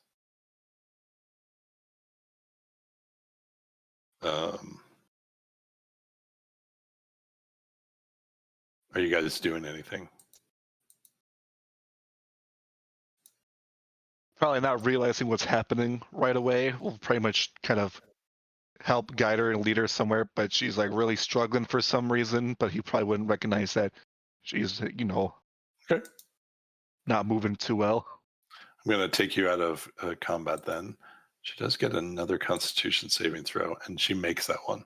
So after you move her out of the gas, she is fine. And sort of you start to see the color return to her feet. She's still a little stumbly, but better. And she sort of still covered in blood, still hurt. And she says, the attack's imminent. The dragon army split into 2 prongs. One went after the mercenaries. The second, it's headed towards the village. You got to get them out now.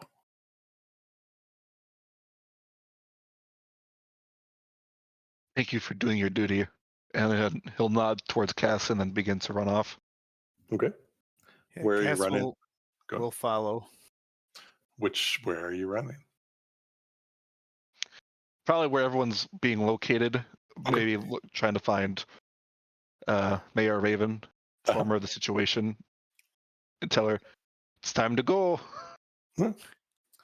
So those of you who are down near the mayor, you see the mayor sort of in earnest now say, like, everyone, you need to calmly move towards the boats. We must evacuate everyone now. And a little thanks to all of your efforts and the fact that there is a plan. The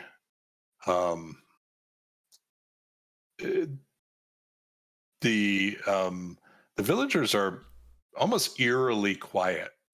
Like they sort of just follow really, really tamely as people are lowered into the boats and slowly wait their turn. However, at the cliffs above Vogler, at the top, more figures appear on the cliff tops, and you see them one by one throw off their cloaks, and they just jump off the cliff and start gliding like the first one you see.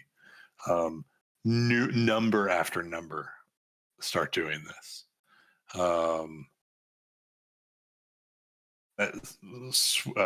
They were hidden beneath their cloaks, slowed their descent into the village. And panic starts to wash over the crowd. People start pushing. The Warfinger, the mayor, they're all trying to, get enough people on a boat and then push the boat off so another boat can fill the spot as this all begins to happen.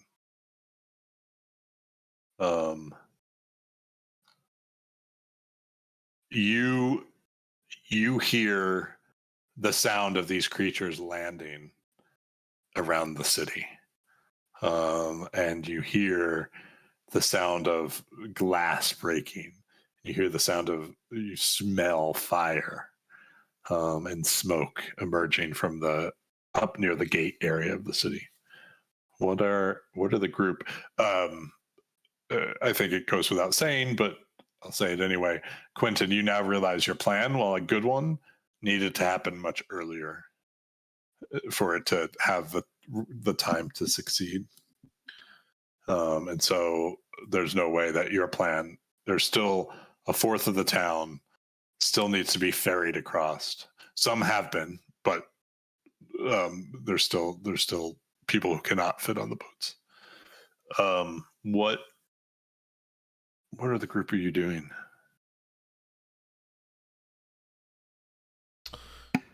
How many people are we talking are still left behind here, still in the city? There's 400 people in the city. Assuming everything was calm and orderly, 300 of them would have been able to get on the boats and just float downriver. That remaining 100 needed to be ferried across. So we'll say, at this point, maybe a third of them. So there's 66 people roughly who still are. The ferry system is going to be used. They need time for it to happen. Okay. Right, is basically. And of these last 66 people, are they mostly people who have kind of like voluntarily held themselves back a little bit to like let the elderly and the family, or are these still, Well, Cass was effective at sort of explaining who should be the ones ferried, right? Okay, the people who could actually survive on that side, who are, right. and let the more vulnerable get on and just get out of there. Okay. So it's people who self-volunteered, or people maybe who weren't self-volunteered, but people said, hey, if anyone stands a chance, it's you. Right. Okay. So at that, I'll probably turn to Brallin and be like, I think we just need to rally these people. I mean, I don't think we can get them across, but they can at least fight valiantly if they need to. Oh, ma'am, no, we have to protect these people. We do not, we have to cover them. Well, we will cover them. We will, but I don't think they're all going to make it, and I think they need to have the chance, right? The ones that want the chance to fight should be given it. maybe. Oh, I don't know. Kato, can you rally them? Rally the.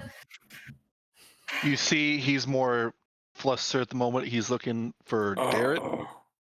So Darrett is near the mayor. It's Darrett is also though staring at the group of you. Like he's not going to leave until you do, because that's what Becklin told him, to stick with you guys. So while he's assisting the mayor, his eyes are sort of on you. I think I don't know. Really, because the militia's already been destroyed, right? So it's really just like, Yeah, these are just like 16-year-old kids that were like, "Hey guys, you had a good chance over there, but here, you know." I think I might start scanning, seeing if I see any flash of red anywhere. I think I might move a bit forward, my back to the like the river, and kind of call out, and maybe just yell out and say, anyone that knows how to hold a bow or a sword, that's willing to cover these people, let's come with me. And I'll just move us slightly a bit forward, start trying to form a line, and start trying to pick off whoever I could. So no one is near the group. Like you don't see any creatures, humanoids coming from the cliff. They're all up near the tower area, basically. They will be here in a, and I'd say probably what you saw is like 40 or 50 of them maybe jump off the cliffs. Okay. Could anyone have any chance of swimming? Like if you were like a young person in great shape and you tried to swim, is there a chance in hell that you'd make it across? I wonder if thanks for the follow, Mimics and Misfits. We appreciate it. Let me bring up a map and we can talk about that. Where's that map I was showing you? Lomon region. I wonder if this has the ruler set on it properly. Okay, so Vogler across river. So it's the hexes are 6 miles. So it looks like almost a mile wide at this point. So it is a river. Like it is not a.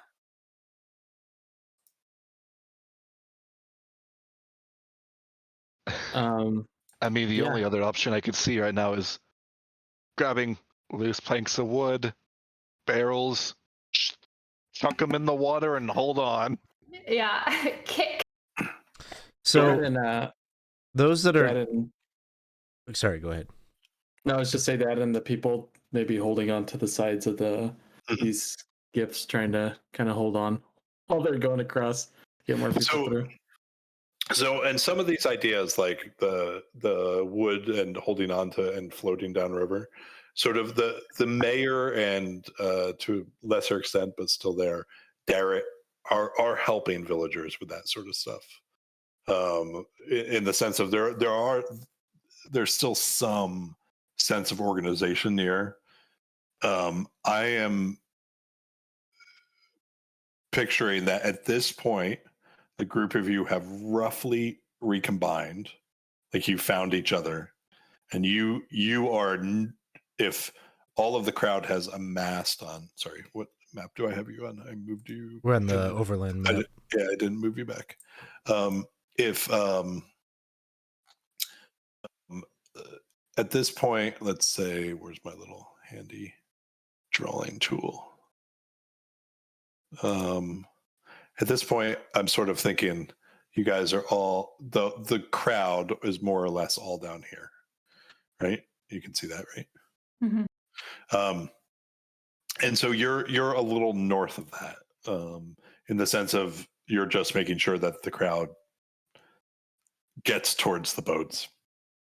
And so, yeah. So they're not like flying in; they're just dropping in off the cliff on the north side of town, right? Exactly. There's no actual flight. It's just gliding. So that I you feel saw. like whenever Quinton gets to the group, I think his assessment would be like, we can't defend the gate anymore. Like they're in. Like that's not stopping them. But maybe if we get to like, if we push ourselves up to like over here, which would be like the main drag where they would like be pushing in like a massive amount of forces, maybe like we could delay there before Okay. they can get to the marketplace. That would be his like, he would pitch that to the group.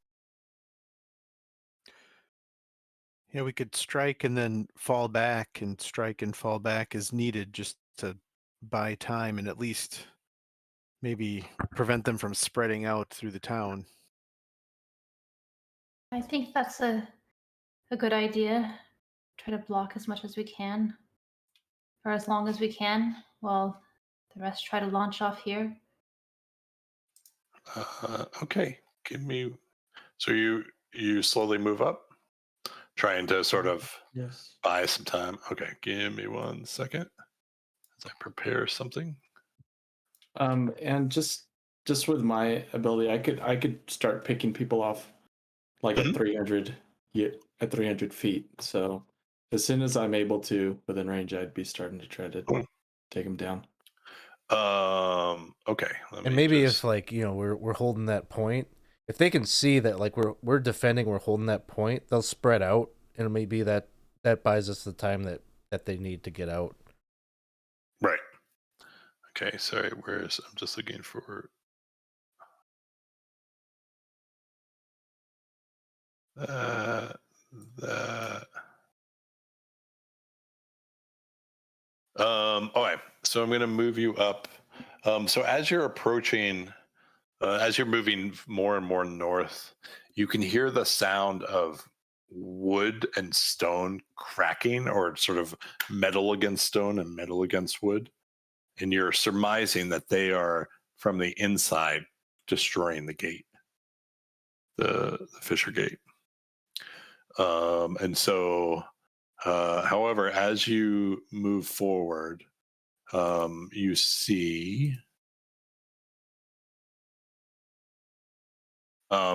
two of the militia who were also out trying to create that, have become overwhelmed um, against these reptile-headed invaders. The scaled soldiers are baiting the militia members, hissing laughter at them, at how terrified they are. And so I'm gonna, as soon as I figure out how to do this, dupe. So I'm gonna put you guys. You can. Oops, sorry, I know you can't see anything yet. I'll be there in a second. Give you a box to throw yourselves into, and then move you onto this map. Is it a pine box? Is it Kato's box? I do have a thing I was going to say if you had a second. What's up? With Kato's box. As probably the whole panic is going on at the wharf right now, he would find Garrett. Okay. Having the box in hand. Becklin told me to help protect you, and I made a vow to do so. But I won't be there for quite a while. I'll be trying my best to hold the town. Okay. He believes you're ready for this. Use it to defend the people at this wharf here. Okay. And try to make it out yourself. Box. Okay. Thank you for making me go through chapter 4. See what's in the box. What's in the box? Where's? Where, Ispen's head. What a better moment to do it than everything's going to shit and say, "Here, kid who's older than me." I'm pretty this sure is I for know you." what's in it. I'm pretty sure I read it. I'm just okay. It's like...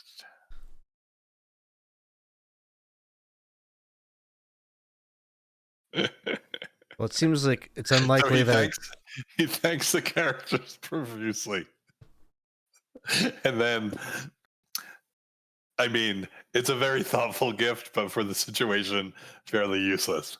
Inside is a perfectly fitted suit of Solemnic plate mail, which would take an hour to put on. 10 minutes. 10 minutes to get on plate mail. 10 minutes? Okay. So yeah, he sits down on a bench and he has like IKEA instructions in one hand and a suit of plate mail in the other as he tries to insert slot A into tab B.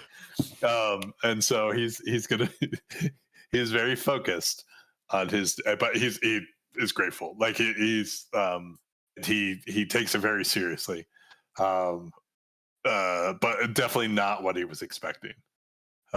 And so you see him gather that up, and he finds like a sack to take the parts. And he has put it on Becklin, so it's not like it's impossible. So he's figuring it out. Okay, so if you could drag your peeps into there. There's your two guards. Here's your.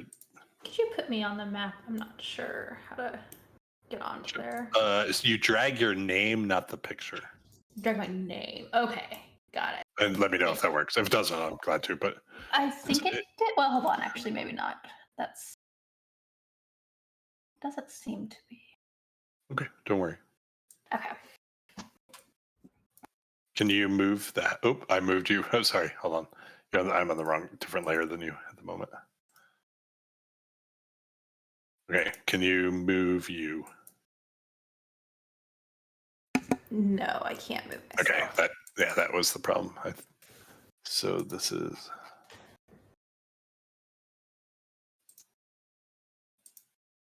All right, you should be able to now. Yeah. Okay. So you guys can roll initiative.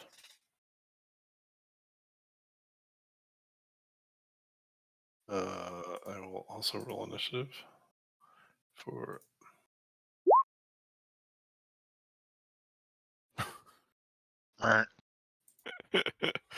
Not great. No.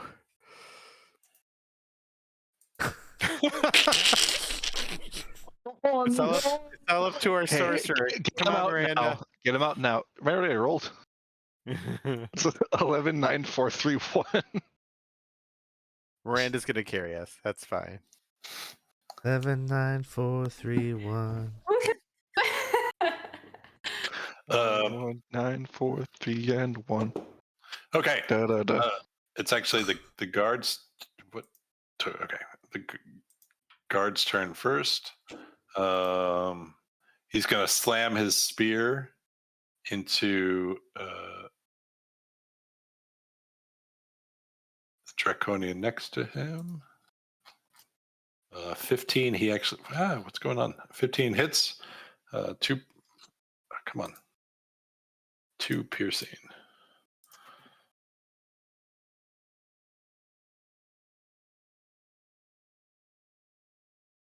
It's this Draconian's. You guys aren't in the fray yet, so this Draconian runs over. It is going to go for this guy. This here. So he has short sword twice. Hey, what's going on here? Sorry. Short sword. Ooh.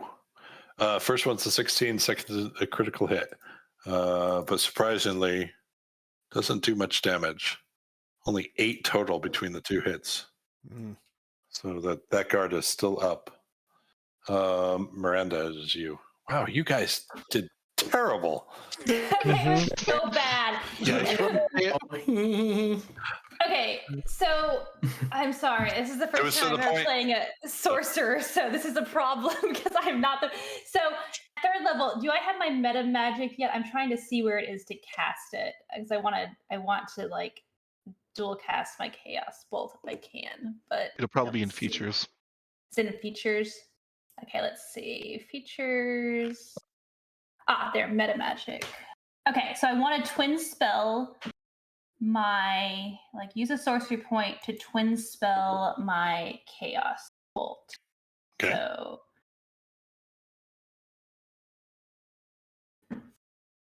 And I'm trying to hit these two guys that are attacking that guard right there. Okay. I don't remember Chaos Bolt off the top of my head. Okay, so it goes 120 feet. Automatic. Yeah, so the Chaos Bolt, let me just read it for you. Range spell attack, it has to hit. So on a hit, so I don't know if I cast it, but I don't know if it made a roll. Sorry. No, it's okay.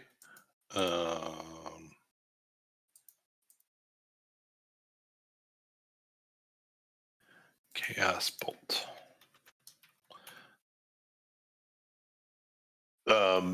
Is it possible? Dropped it into the thing, but let me see if I need to cast. Did that work? No, that just that changed it. That changed the numbers. Yeah. So is it, for some reason it's not doing the attack roll, but let me see. Hold on. Let me see if I can see it on your sheet real quick. Okay. Collection, my campaign. Sorry, everyone. Sorry about this. No, don't worry. I'm learning from it too. So view Chaos Bolt. Oh, what happens? What happens if you click the +4 instead of the 2d8?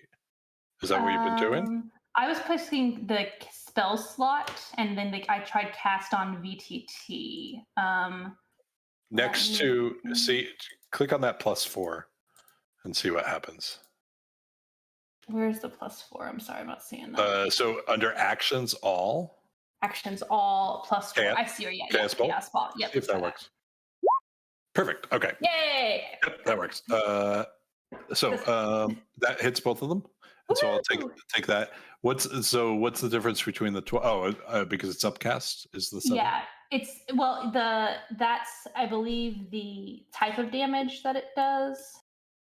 So it's psychic damage as a 7. Okay, so 12. Okay, so it hits those two for 12 points of damage.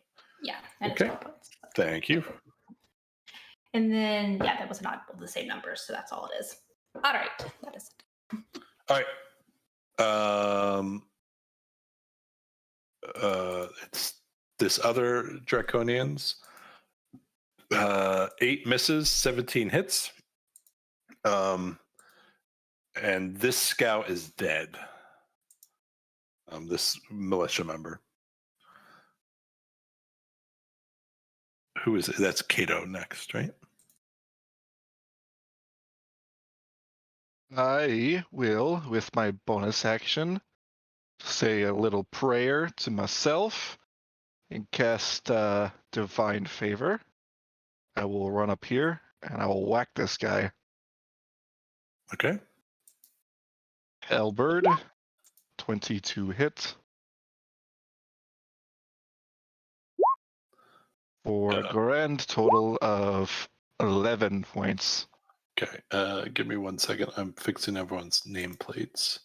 I don't know why that's doing that. Okay. Yeah, definitely hits. 10 points of damage. 11. 11. Okay. You kill him. The same thing happens where his body sort of collapses to the ground, and his all his flesh decomposes. And as it starts to decompose, you just see this cloud surround him. But he is, yeah. But you're far enough away. That's what I was trying to say.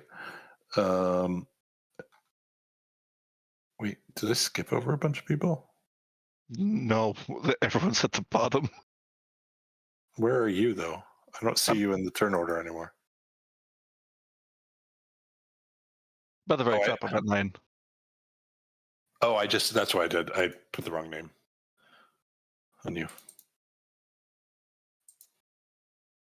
Sorry. So I don't mess up.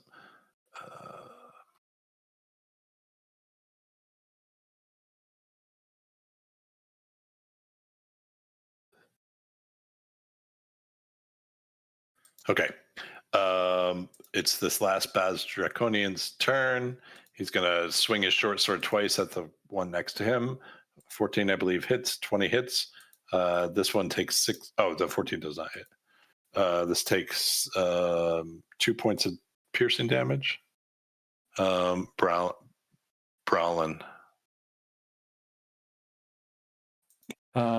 Brallin is going to, I think, yes, he is going to go ahead and pull back an arrow and say, "Lizard people," and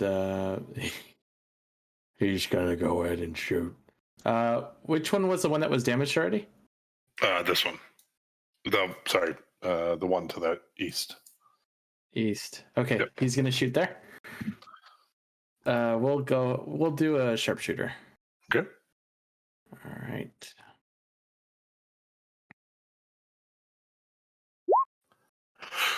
I subtract. That misses. Okay. And that will be the end of. Well, actually, no. Your Drake would have sort of been flying around in the area. Okay. Well, I mean, if he looks up and he sees him, he's like, "Oh,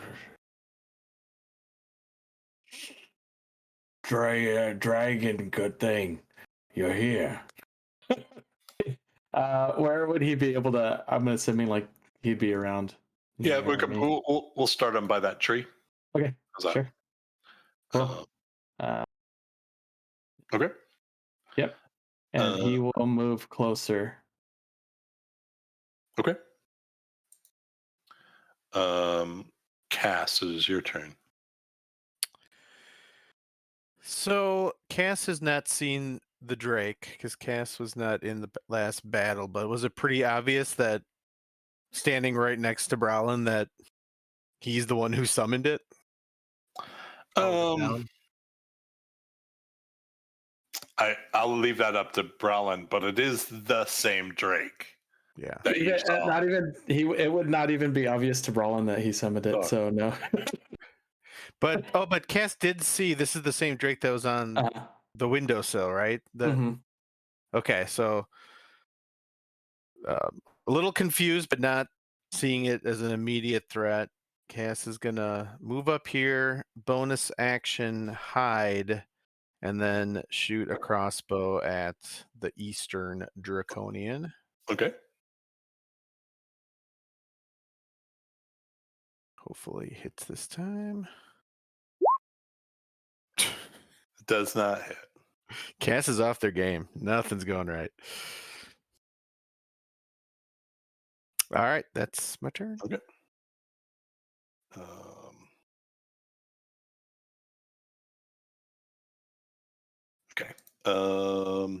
Quinton.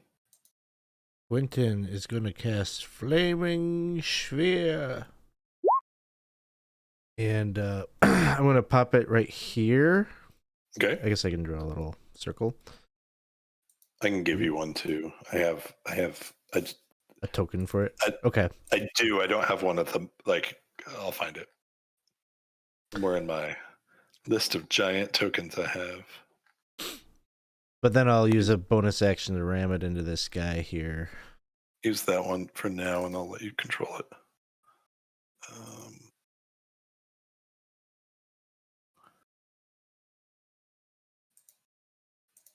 You should be able to control that. Oh, no, you can't because I'm on the wrong. I will put it on the right layer. Now you can control it and see it. Yeah, so I'll throw it right there, summon it there, and then give it the shove towards him for a dex save. There it is. Okay. Sorry. Dex save. What is going on? Why can't I just do this? Okay. Dex save, dexterity. 6, so he takes the full 4 points. 4 points. Okay. Then Quinton, I don't know if this is like a rock or whatever right here, but he's like looking over at Brallin, and he's just like looking over by the Drake, looking back to Brallin, and he just says, "I have 17 questions for you after we're done with this." What are you talking about? There's your fun flaming sphere. Ooh. Fire. Exactly. I haven't used them in such. Who did I Oh just no! delete? I think the baddie. One of the Draconians. Okay. That's fine. I got him. Super vulnerable to fire. It's amazing. Like paper. Oh wait, I can do an undo, can I? Yes, but it probably didn't put him back in the turn order. I don't think I can control this fire token, but No, because I was in the middle of deleting things and messed up the whole game. Just count as 4. 4? Use it 4. Okay.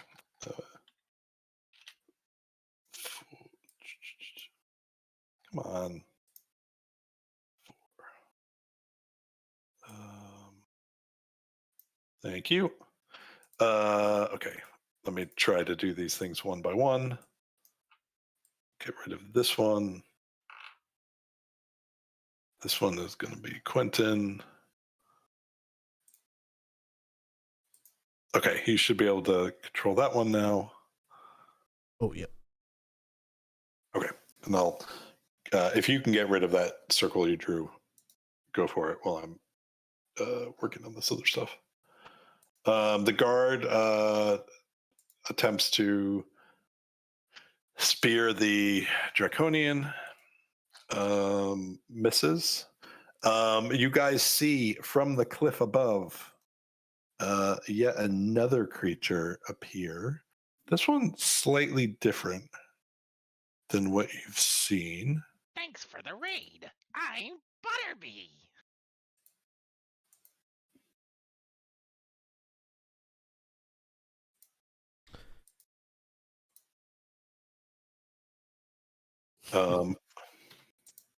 But similarly, jumps off and floats down, gets down to here just with gliding. As he enters my range, I get to hit him. Okay.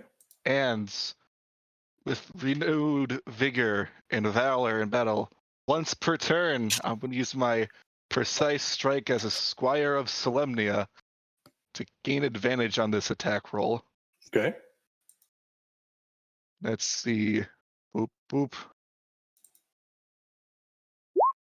25. That hits. And because I'm feeling so invigorated in battle, we're going to smite. Okay. So, for slashing damage, it is this. Okay. Divine Favor. Boop. Okay. The Squire ability. Boop. Okay. And then smite. Is he a fiend or an undead? No. Huzzah! Add those up for me. 24. Okay. Still standing. DM, does this look like the one that beheaded Brallin? It That same does. variety? Okay. It does. A A little bit bolder. With my Drake's reaction, he is going to add an additional 1d6 acid damage to that attack. Okay. 6. Hold on. Just 1 minute. Huzzah! Okay. Still up. But he is going to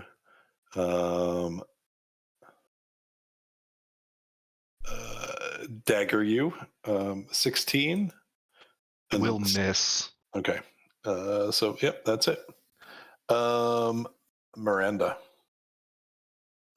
All right. 2 creatures on So- the field. Yes.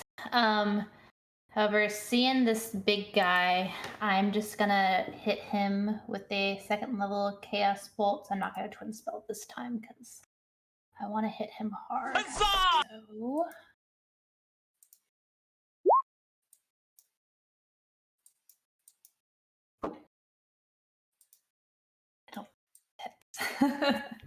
So... Which one were you going for?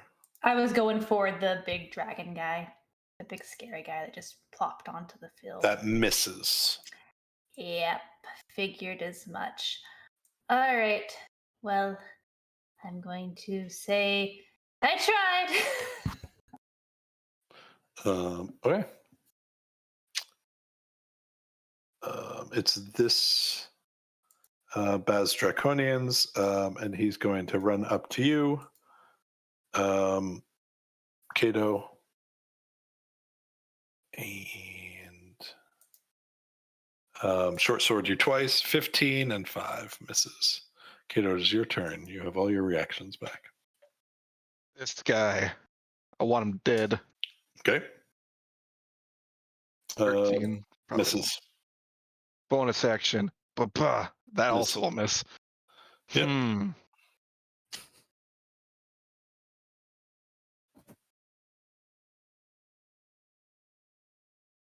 Yeah, I'll risk it. Stepping back to the Drake. Okay. So you get 2 attacks of opportunity. Yes. One from here, an 11, Miss. and one from the lower one. Dagger. 24. I think that hits. You're going to take 7 piercing and 8 poison. 7 piercing, 8 poison, 15. Boop, boop. Okay. And then con save. Mm-hmm. Do. Why con save? I'm concentrating divine favor. It is no longer there. Yep. Okay. Thank you for remembering that. I'll load the concentration module. Oh, it wouldn't work. It doesn't work with this. So, all right. Anything else? That's it. Okay. Brallin. Brallin is going to step back and see this other figure. And he immediately remembers, maybe if it's not that exact creature, but definitely resembles that one, and he knows that that's pretty bad. So he's going to go ahead and try to shoot at that. Okay. We'll go ahead. I keep on doing it and missing, but I'm going to do it. I'm going to try it once more. Sharpshooter. Miss. Stop doing that till I get a higher level, or until we have rerolls.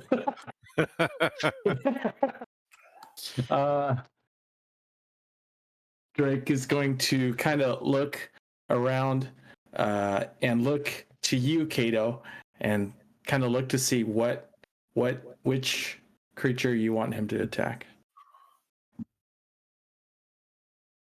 Yeah, me for it. Like as he's holding a defensive position with a pole arm, like he's not going to go forward until they do.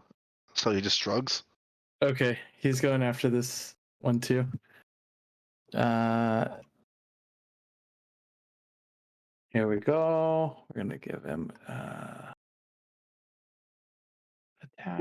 A 12 Misses. misses. Okay. All right. This dragon is going to twice. The 8 is the first. 22 hits the guard for 3. And then I'm gonna make an intelligence check if he has a clue to walk away from this. I'll just basically, his intelligence are lower. He walks away. So we got a 9. He does not walk away. So your flame sphere hits him. 6 points. If he fails a dex save, DC 13. Oh, got it. Okay, let me do that real quick. Save dex. It failed, so 6 points. All right. Okay, Cass. Cass will shout out a warning that the newest one turns into a explosion of acid when it dies. Then we'll bonus action hide Well, actually, no. I will already get sneak attack because of the Drake there. So we'll first fire another hand crossbow against the big guy, even though it's a Okay. long shot.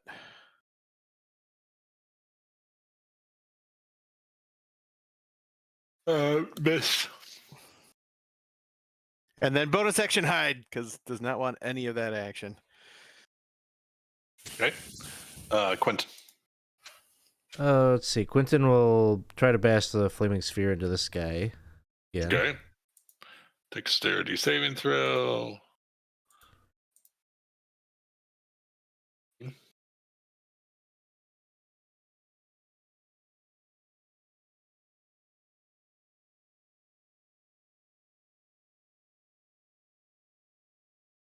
So 6. Please. Oh, good. 12 points. So, but he passed it with an 18. Oh, he had an 18. Oh, then he has So- 6 points in. Okay, but he's still pretty hurt. Anything else? I'll hit him with an acid splash as my action. Okay. Another dexterity.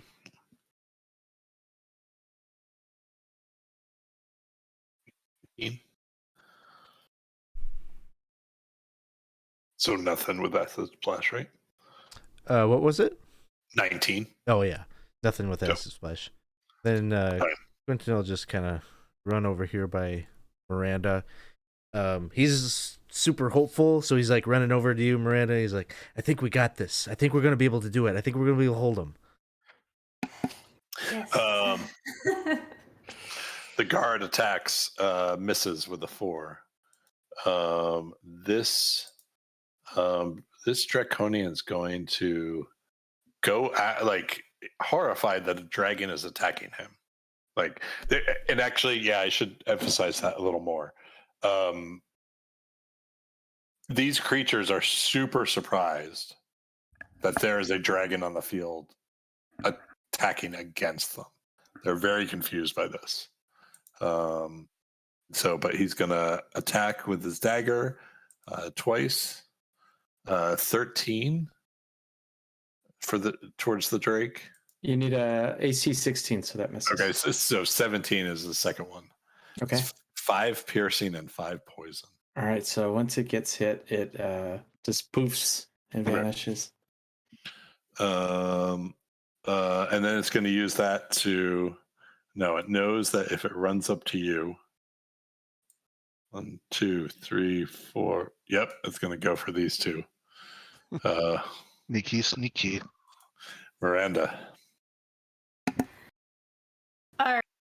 So, with it right up on us like this, I think,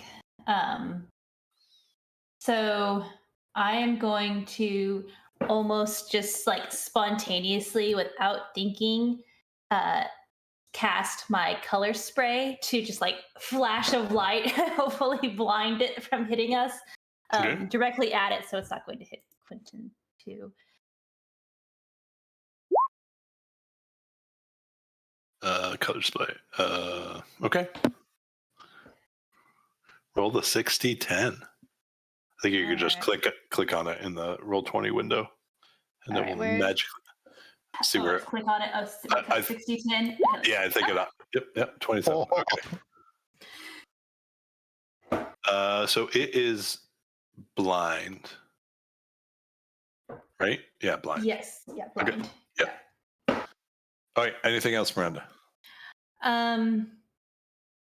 As it is blind, I guess that I'm kind of blocked in by Quinton on one side and this rock on the other. You can go south or I can go southeast. south. Okay, yeah, I'm gonna even- step Or even there. Or step there. back. Yeah. Yeah, I'm Okay. gonna step back just to try to get out of its like clawing range, basically. How long does this last? It lasts until my next turn. Got it. Okay. Yeah. All right. This Draconian though is going to move up to you, Kato. He's going to get bonked. Boop, doop, doop, boop, boop. 26. Oh, yeah. Oh. It's Hi. 18. okay. You kill him. Make me a Constitution saving throw. I will say I was because this comes in at 10 feet when I hit him. Oh, Is right. that You're too right. deep? No, Is that you're right. far? No, you're absolutely right. Yep. It's 5 feet. So same thing. The thing starts to shrivel up and this gas forms out of it. Miranda, why did I? What happened? Is Miranda I went think and the creature? I think you went out of turn. Did I go? Oh, okay. No big deal. No big deal. Okay. So that was your turn. Yeah. Same thing would happen. Yeah. Kato, it's your turn. I gotta help that poor guard. There's 4 of us here. I believe in them. 2 strikes at this fella. Okay. 1, 2. Both hit. First one's 10 You- slashing. Yeah, you kill it. And so let me just make for him. Oh shit, the guard's there too. No.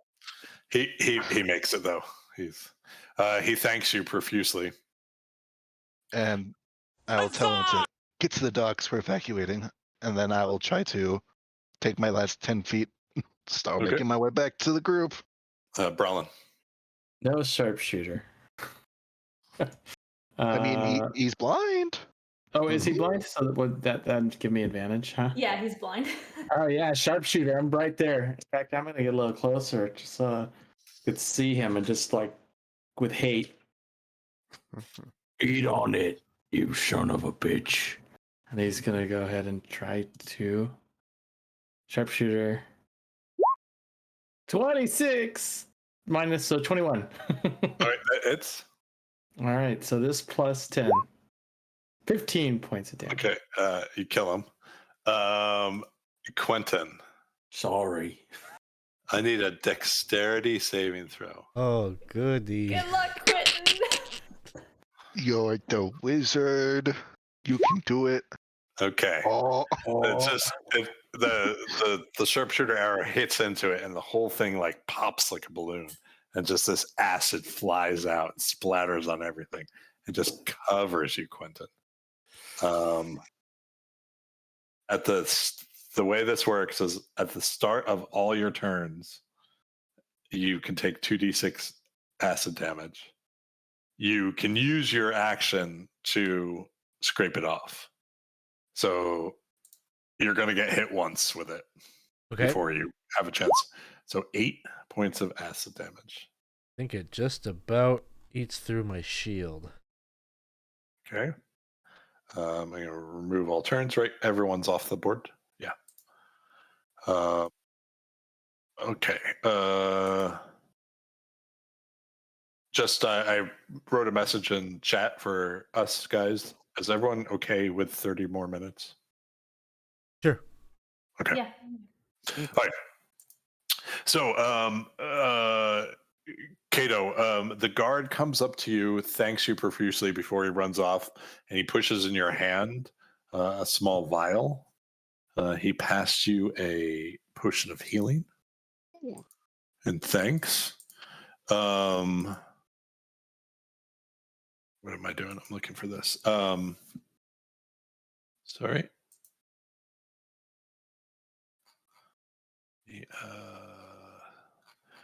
From Vogler.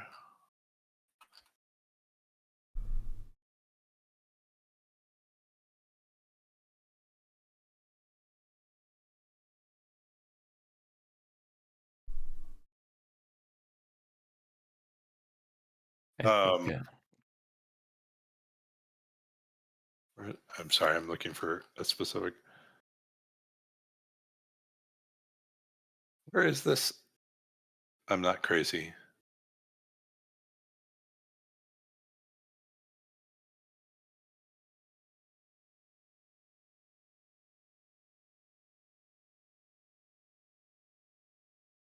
Sorry, I'm just looking for a box text that I was supposed to. Kato will run back to the group and say, "Well, what do we do now?" And then as he's walking back, you can see his wounds is slowly just starting to heal. Oh. And I'm gonna lay on hands for 10 points. What? As he kind of looks at you, kind of like he was on his way to go see what happened to that little Drake, but he kind of stops in his tracks and looks back at you. Oh. All right. Good. He would eventually continue to look for him, and without knowing, he will summon him back. Okay.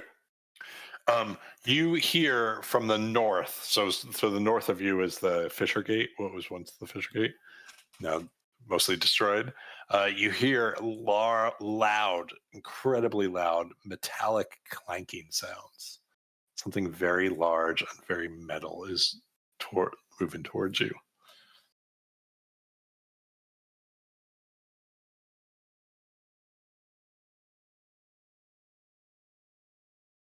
What are you guys doing? We should go and meet it.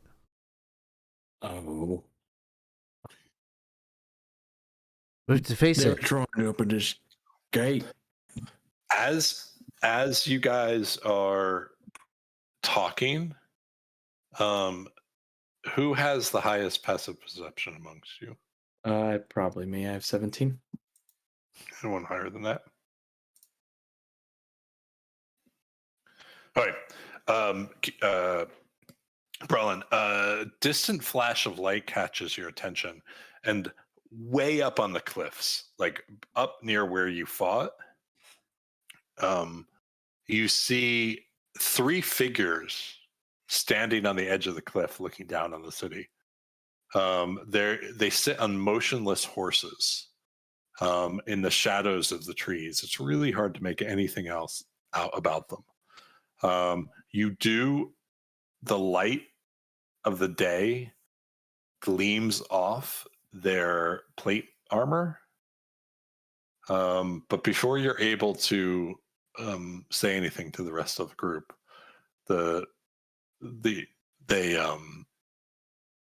they disappear into the shadows.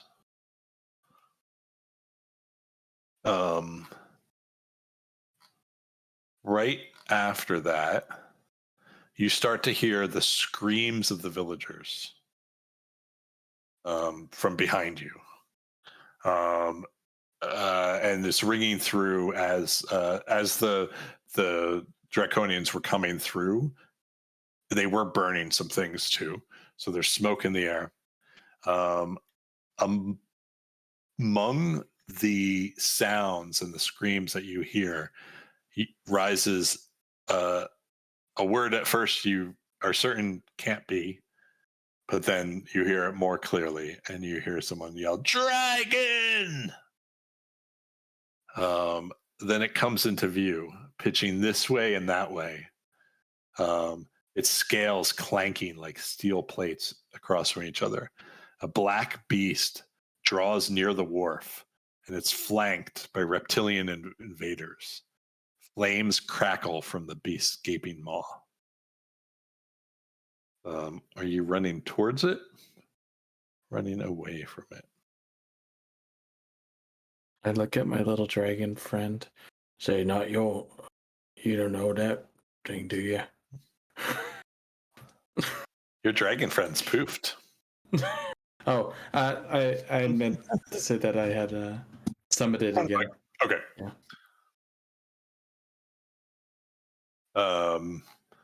Dragon looks confused. Also, yeah, very confused.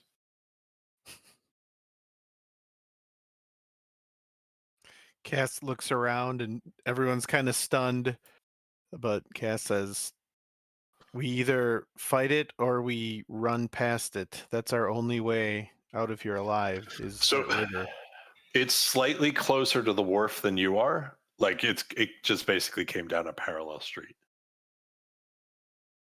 But we could avoid it. We could get to the wharf without encountering it, is what you're saying? You would probably intersect with it at the wharf. Yeah.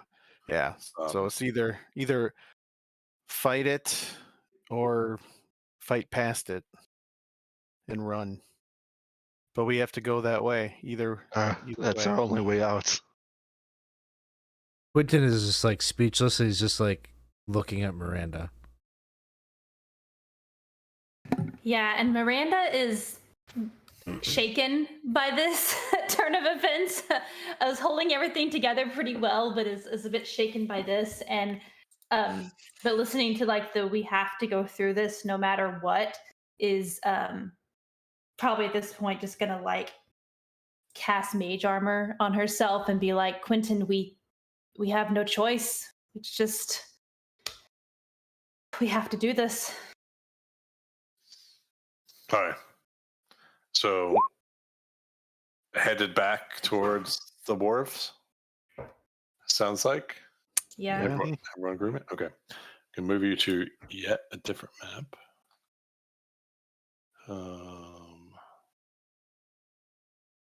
And if you want to place your tokens up here now. The dark man. We have no visibility. And you can roll initiative.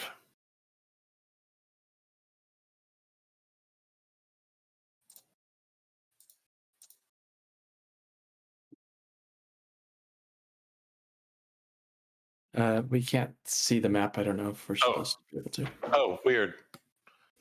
Thanks. Thank you for letting me know.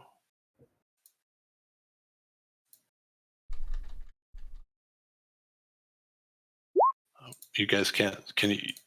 Sorry.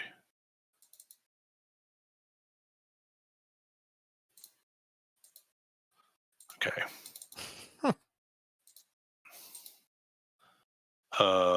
Who else? I'll drag you all on. I will. Who else is not on the map yet? I'm not on there. I don't think I'm on there. I can't see myself if I am.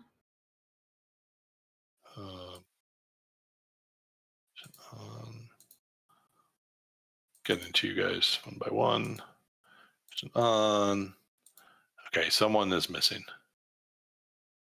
Am I on there? I can't see myself on. Yeah. Okay. Don't worry, Miranda. Hey, my token's on there, but I can't select it. Okay, give me 1 second.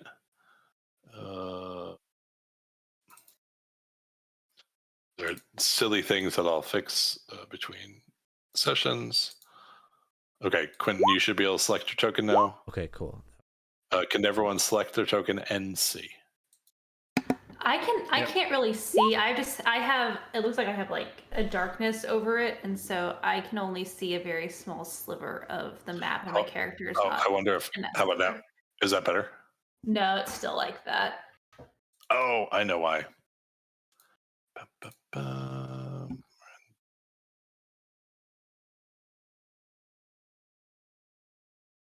Sorry, my computer's also being a little slow at this point. How about now?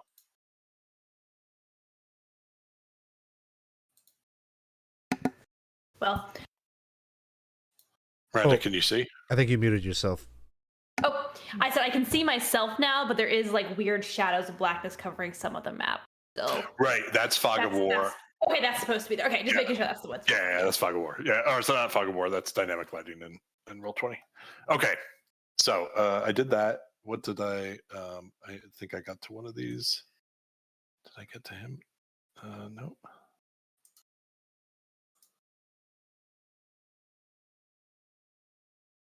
Oh, that's what's happening.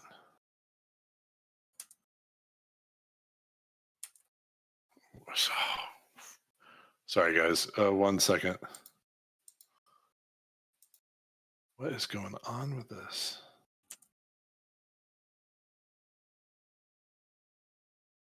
Oh, got it. Okay.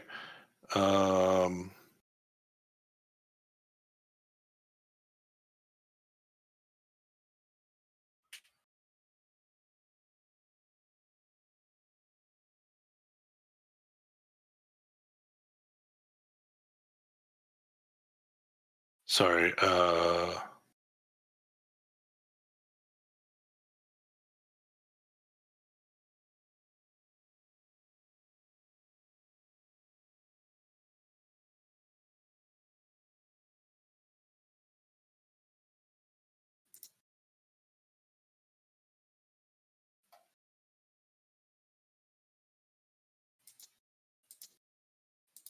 So this map is a little bit confusing because those buildings are technically intact at the moment. So but they won't be here in a second. That's this. But you see this. Those of you who can see this draconian here, you see it turn towards the dragon, and it sort of pushes the dragon, and the dragon turns towards the fully intact building to the north of it.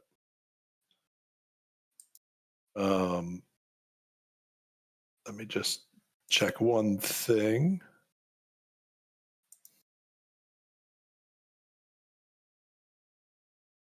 Yep. Okay. Who's that? That is.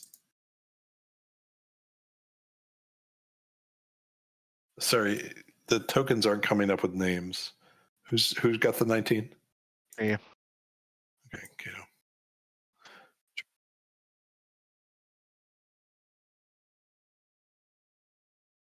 What would you like to do? Boy, I really don't want to be the one to go first, but I guess I kind of have to now. 30 feet. I run up. So brave, the noble knight that I am. It's gonna suck. Javelin. Okay. 24. It's 6. It's at the guy who's kind of seems to be directing whatever it is. no. That was the that was this one down here. He had the first turn. Oh, anyways, then Okay. that guy still. Okay, but it is this guy's turn, and you see him. You see him sort of push the dragon's neck somewhere, like he's sort of leading the dragon. It's very weird. But that's his turn. Cass, it's your turn. Oh boy. Cass is going to. Is this area down here like where it turns to a wooden deck? Is that like recessed? Is that like down? Like, is there a. those It does go down. Yes, like this Okay. is stairs down. So I'll move 30 and then dash 5, 10, 15, 20, 25, and then just kind of jump down. And I know I can't bonus action again to hide, but basically I'm trying to crouch. Okay. Then those of you, I guess it's really only if you're crouching, it's only really Kato who can see this. You see this one back here take a torch and sort of under the neck of the dragon, basically put the torch. And you hear this enormous roar, and fire just erupts out of its mouth. And this building now looks like that, completely destroyed. As it's on fire, and yeah, it's very strange. This does he have any? Nope. This creature moves forwards to guard, and it's Brallin's turn. Is everyone on here? Sorry, Miranda, you're not on here. I think she is the Am I green not? one. I am. I'm just in the back. Yeah, I'm next to Quinton, kind of. No, you're not on the initiative tracker. Oh, I'm not in the initiative tracker? Oh, I have a 14 for my initiative. It's 14? showing Okay, on my side. I don't know why it's on. I'll fix it 1 second. Alright. Where are you, Miranda? I am up at the top. Oh, there you are.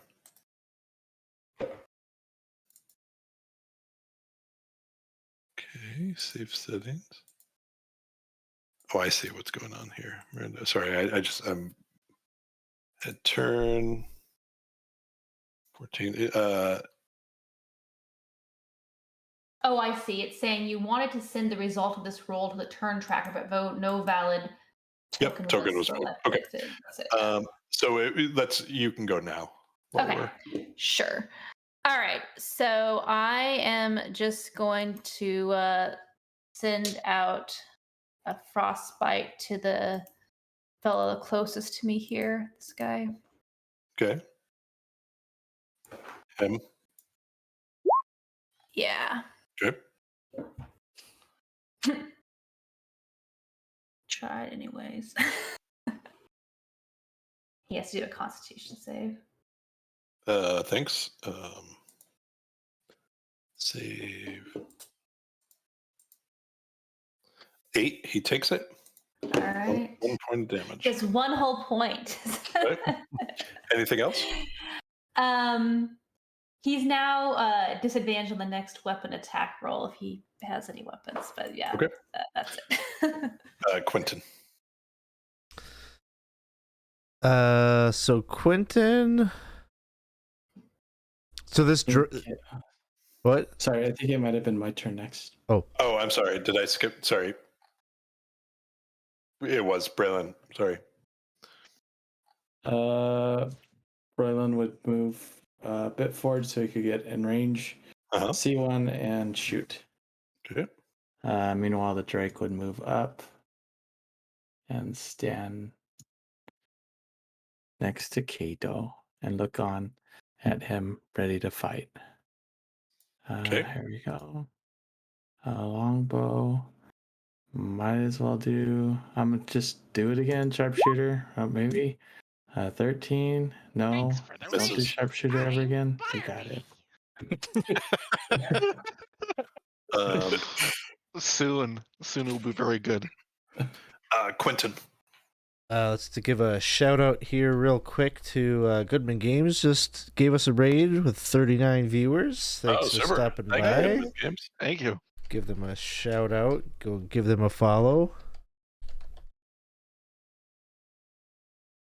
And now I'm about to get annihilated by. So is this dragon thing up in the air or is it on the ground? It's on the ground. Okay. And from where I'm sitting or standing, like, do I have to be like up here to be able to see all of that? Sorry. You have to. Yeah, like you can't. You definitely see this building on fire now. But you probably don't have a good view of the dragon. You should have dynamic lighting, right? I don't seem to. Okay. I can just see the whole map, but if I get up to there, I could see everything. Okay. Is that right? Is dynamic lighting not working? I don't have it, but I also see the full I map. see the full map, so. Oh, how It's weird. on for me, so. Well, Okay. Not really sure why that's happening. Yes, you see him. if I can, and they're close enough together, I'd do an acid splash to hit the dragon and this guy right here. Mm-hmm. 1 second.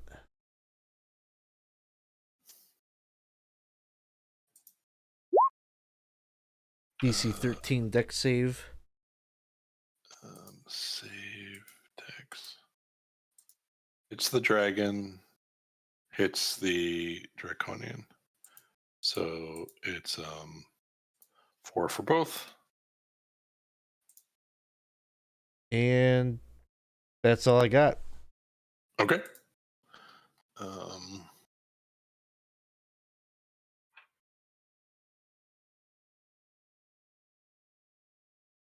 Okay.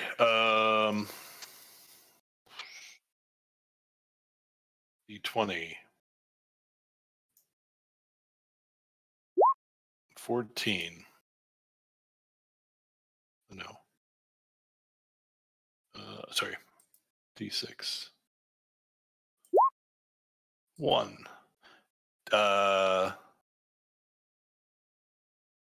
You see 2 fishermen run up from the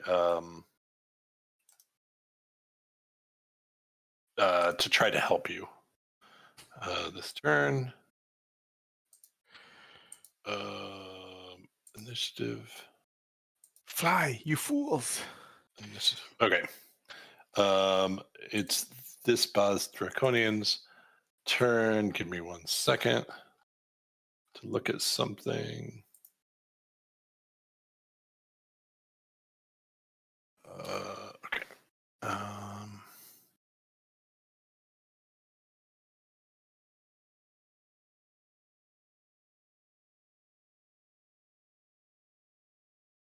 You see this Draconian do the same thing it did before, which was turn this dragon. The dragon, though, is now pointed. Where?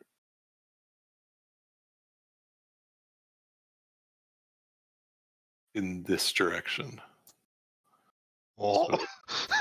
Oh. Kato, Kato, it's your turn. I'm gonna take the hint and not be there. I will attack. I will attack. Yeah, that one. Who's playing guard? Okay. 2 strikes. 1, 2. I think the 12 will miss. Yep, the 12 misses, but the 18 hits. 12 damage. 12 damage. Okay. Anything else, Kato? For good measure, 1 more step. Okay. A reaction, I'm going to add additional D6 acid from the Drake. Okay. Is the Drake like spitting at him as I'm hitting him? I would say that as soon as you attack him, he's giving him a little spit to add on to where that wound hit. I'd say it's a blessing in some circles. The you see this fisherman run up here and throw his spear at this one. Of course, he doesn't have a spear on this thing. Why? We'll just use short sword. 4 piercing. So this the front guard. Miranda. All right, so Miranda's also going to get out of that range there. So probably hop down this little bit here and kind of scramble this away towards, over here. Okay. Mm-hmm. And then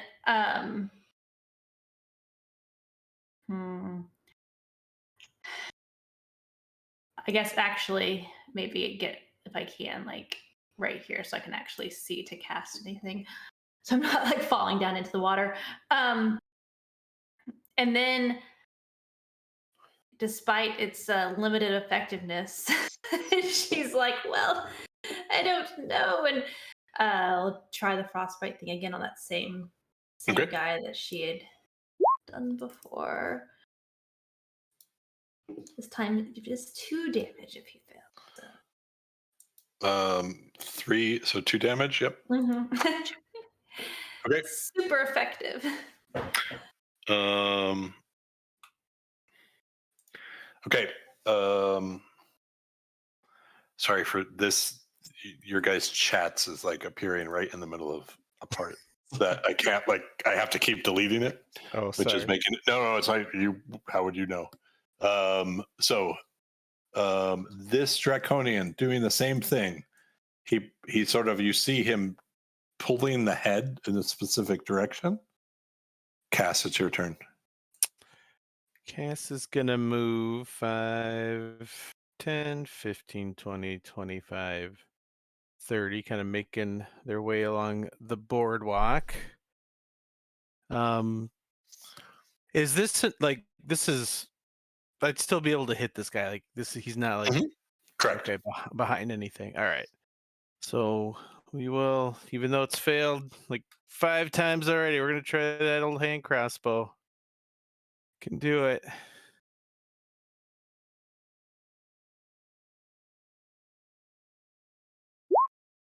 Misses. Or not. Anything else? No, can't get higher than 11 tonight. All right. The fisherman, the other fisherman, moves up. See, he has a spear. What's going on here? Throws the spear at the front one, misses. This draconian. So this draconian now. Yeah. Oh, I'm very sorry. So, a 60-foot cone. Which means let's make this a little more colorful. Freehand. One. Why is I wanted yellow? One. 2. Gets this guy. 1, 2, 3. 1, 2, 3, 4. It's gonna get everyone up there, right? It's not gonna get. Yeah, it's gonna get Quinton. It's gonna get Miranda, and it's gonna get the Drake. Will it get? 2, 3, 4, 5. I think it does, right? It's going to get. No, because I'm going to say that it's this. 1, 2, 3, 4, 5, 6, 7, 8. Yeah, it's going to get everyone. Yeah, sorry. It does not get Kato. It doesn't get the fisherman. And it doesn't get Cass. So for everyone it doesn't get, I need you to do a DC 15 dexterity saving throw. Easy. Good luck, everybody. 4.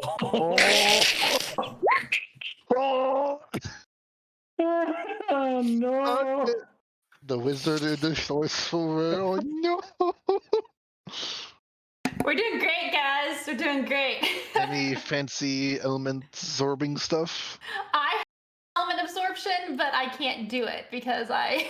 I have one sorcery point, but I can't. I don't know if I can use that to do anything. The Drake is gone, right? How many is a lot of damage? Yeah, a fair bit. 15. It's still up. Okay, 15. So it's 15 if you fail, 7 if you pass. Let me. I'll do the check for it. I'm sorry.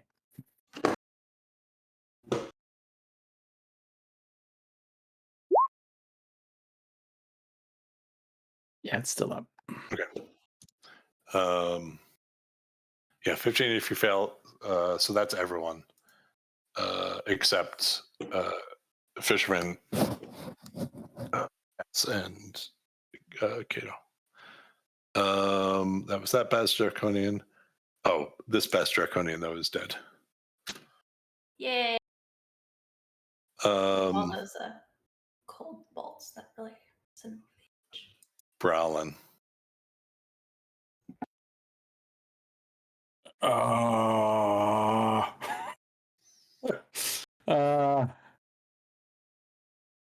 Brallin is not.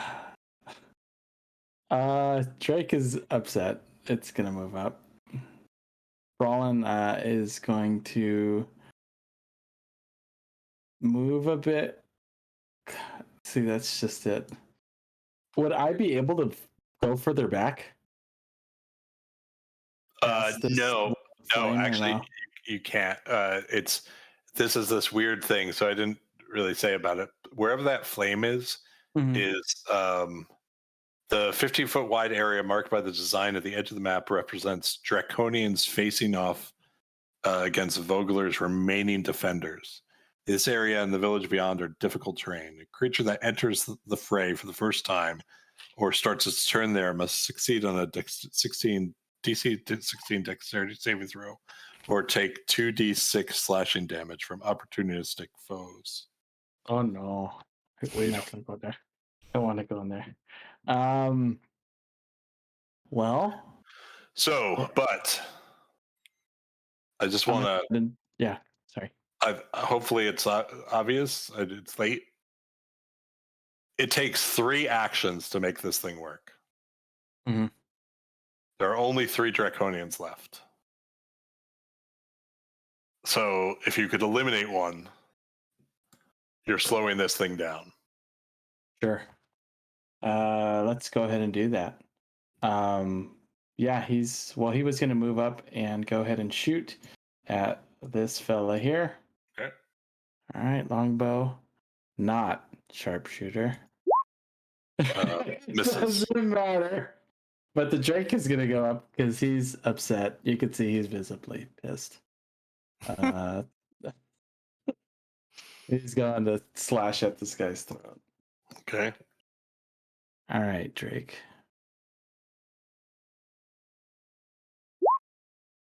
12. Misses. Okie dokie. Quinton.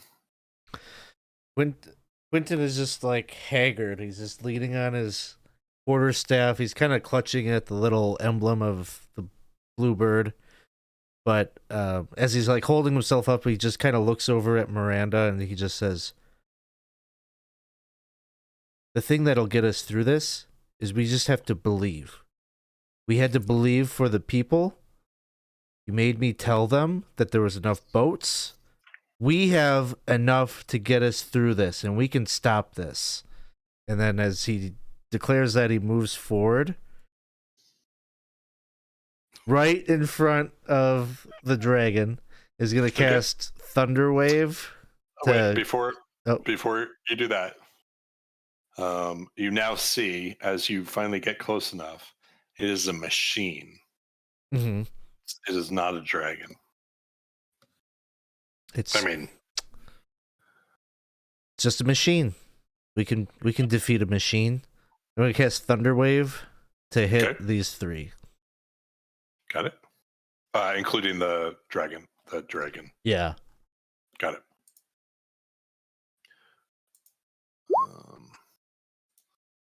DC Constitution. So there's first one. 21 for the first one, which is the top one. 16 for the second one, and then the machine just automatically fails. So top one takes 4. Bottom one takes 4. Machine takes 9. Okay, and does Thunderwave push? Yeah. 10 feet on a 10 failed feet back? save. Oh, on a failed save. Okay, they all passed. Is there a size limit? No. No. No, and it just says, in addition, unsecured objects that are completely within the area of effect are automatically Sure. pushed. Okay, I'll push it back. Anything else, Quinn? That is it. Okay. This Boz Draconian runs to adjust and starts aiming towards you, Quinton. Kato, it's your turn. He aims the machine towards Quinton. Shit. Boop, boop, boop, boop. I am here. He's seriously wounded. He's also wounded.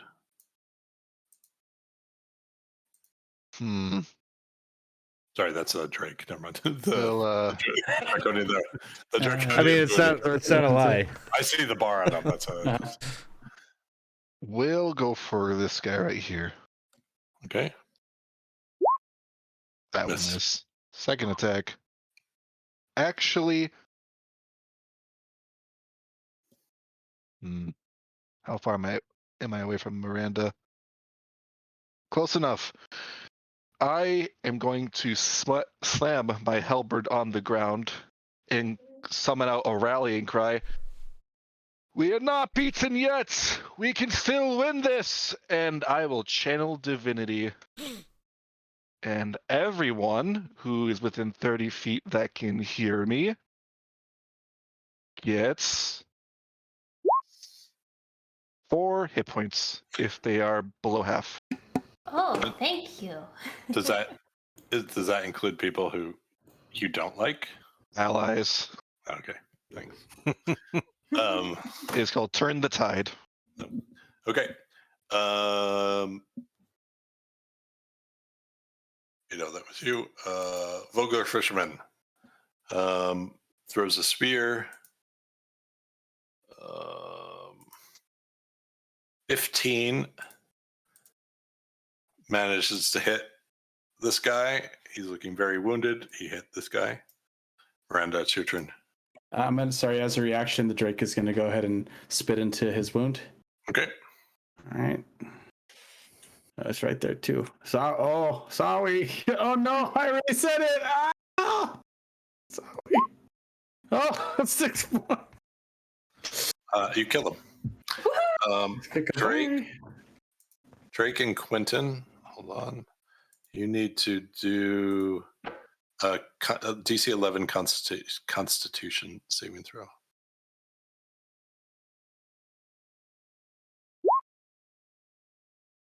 Quinton, your foot starts to turn gray and you are restrained. You will have to make the same check next round. And Drake needs to do it as well. Drake, I guess you're sort of hovering, but you are also starting to turn petrified. Quinton just looks at the Drake and tries to make a really heroic gesture. The Drake is looking at you, shaking its head. Cass, it is for you. All right, Cass is gonna vault up here, and with my climbing ability, it won't really cost me much extra action. And then try to hand crossbow that guy there. One of these is gonna hit. Come on.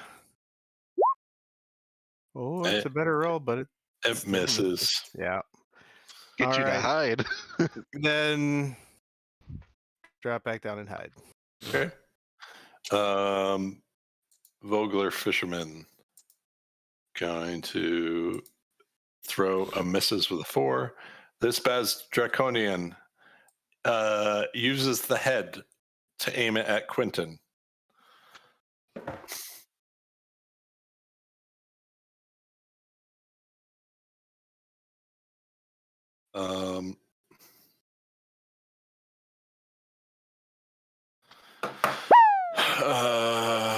We have Brallin. a reroll. Play a reroll. Okay. You know what that means. You know what that means. Sons of bitches. He's gonna shoot the bell. Oh, I don't even care. I turn. No. Across the map. And he's gonna go ahead and shoot this bastard Okay. with sharpshooter. It's the one. This is the one you've been waiting for entire night. I believe in you. Misses. Reroll with sharpshooter. I believe in you. Even Come on. muscles, veins are popping out of his forearms. Come on. Yeah. That hits. 16 points of damage. Oh my god. You kill it. Yes. You do know that now. This has gotten 2 actions. It's pointed at Quinton. If this one gets to its turn, it will do something with the dragon. Okay, Drake is gonna move forward and attack then. Okay. Oh, it's becoming petrified. Is he still able to? He's restrained. Oh, okay. But it is the end of his turn, so he can make another check. Okay. DC Constitution, DC 11 Constitution. All right. Well, I'll go ahead and take care of that.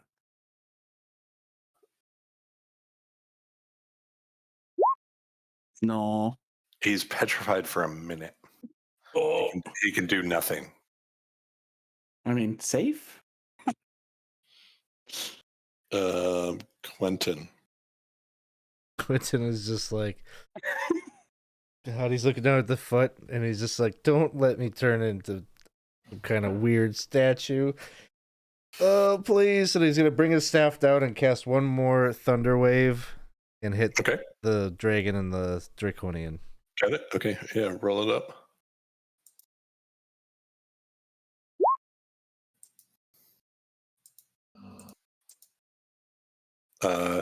He fails the Constitution save, the Draconian, the dragon automatically because it's 13 points of damage. And gets pushed back to 2. Push it back there. Quinton, you can make a DC 11 Constitution saving throw. Here we go. Quinton is petrified for a minute. Oh, That's it's just safe, a right? minute. That's good. Okay. Kato. I thought it was going to be permanent.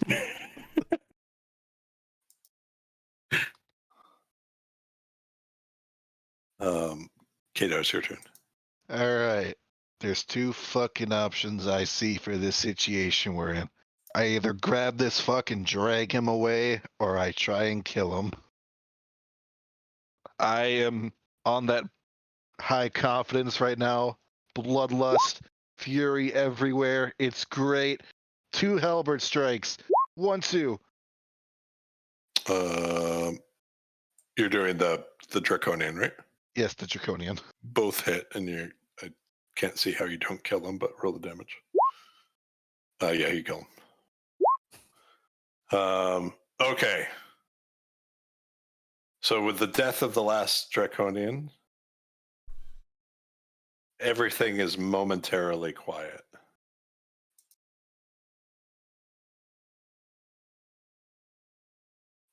When suddenly you hear a weird noise coming from the brass crab. It's like a thudding, a booming, and then suddenly an exterior wall of the brass crab completely shatters outward. A 10-foot tall brute in black scale armor emerges from the inn, holding a barrel of fish under one arm. The hulking figure fills her mouth with a fistful of wriggling fish. Behind her, 2 reptilian soldiers emerge. Them next, the ogre says, gesturing in their direction. And that is where we're going to leave it, because unfortunately, I do need to go to bed. So, Alex. Just capture this dragon thing. We'll be fine. and so, yeah, idea. we will leave that till next week. You will also, assuming you survive, we will be leveling up next week. So just be prepared for that, but not before this battle. Anyway, thanks everyone for sticking with us. It went a little longer than normal. We are 20 sides to every story. Please, if you haven't gotten a chance, join our Discord and learn how you can get more involved in our very active community. We are the Discord channel is active most times a day. We get into all sorts of RPGs as well as all sorts of different types of gaming and art and pretty much everything. You can find someone who's interested in it there. We will be back next week, same time, to finish this battle. But all week long, there's a huge host of things happening. Tomorrow night, there's nothing.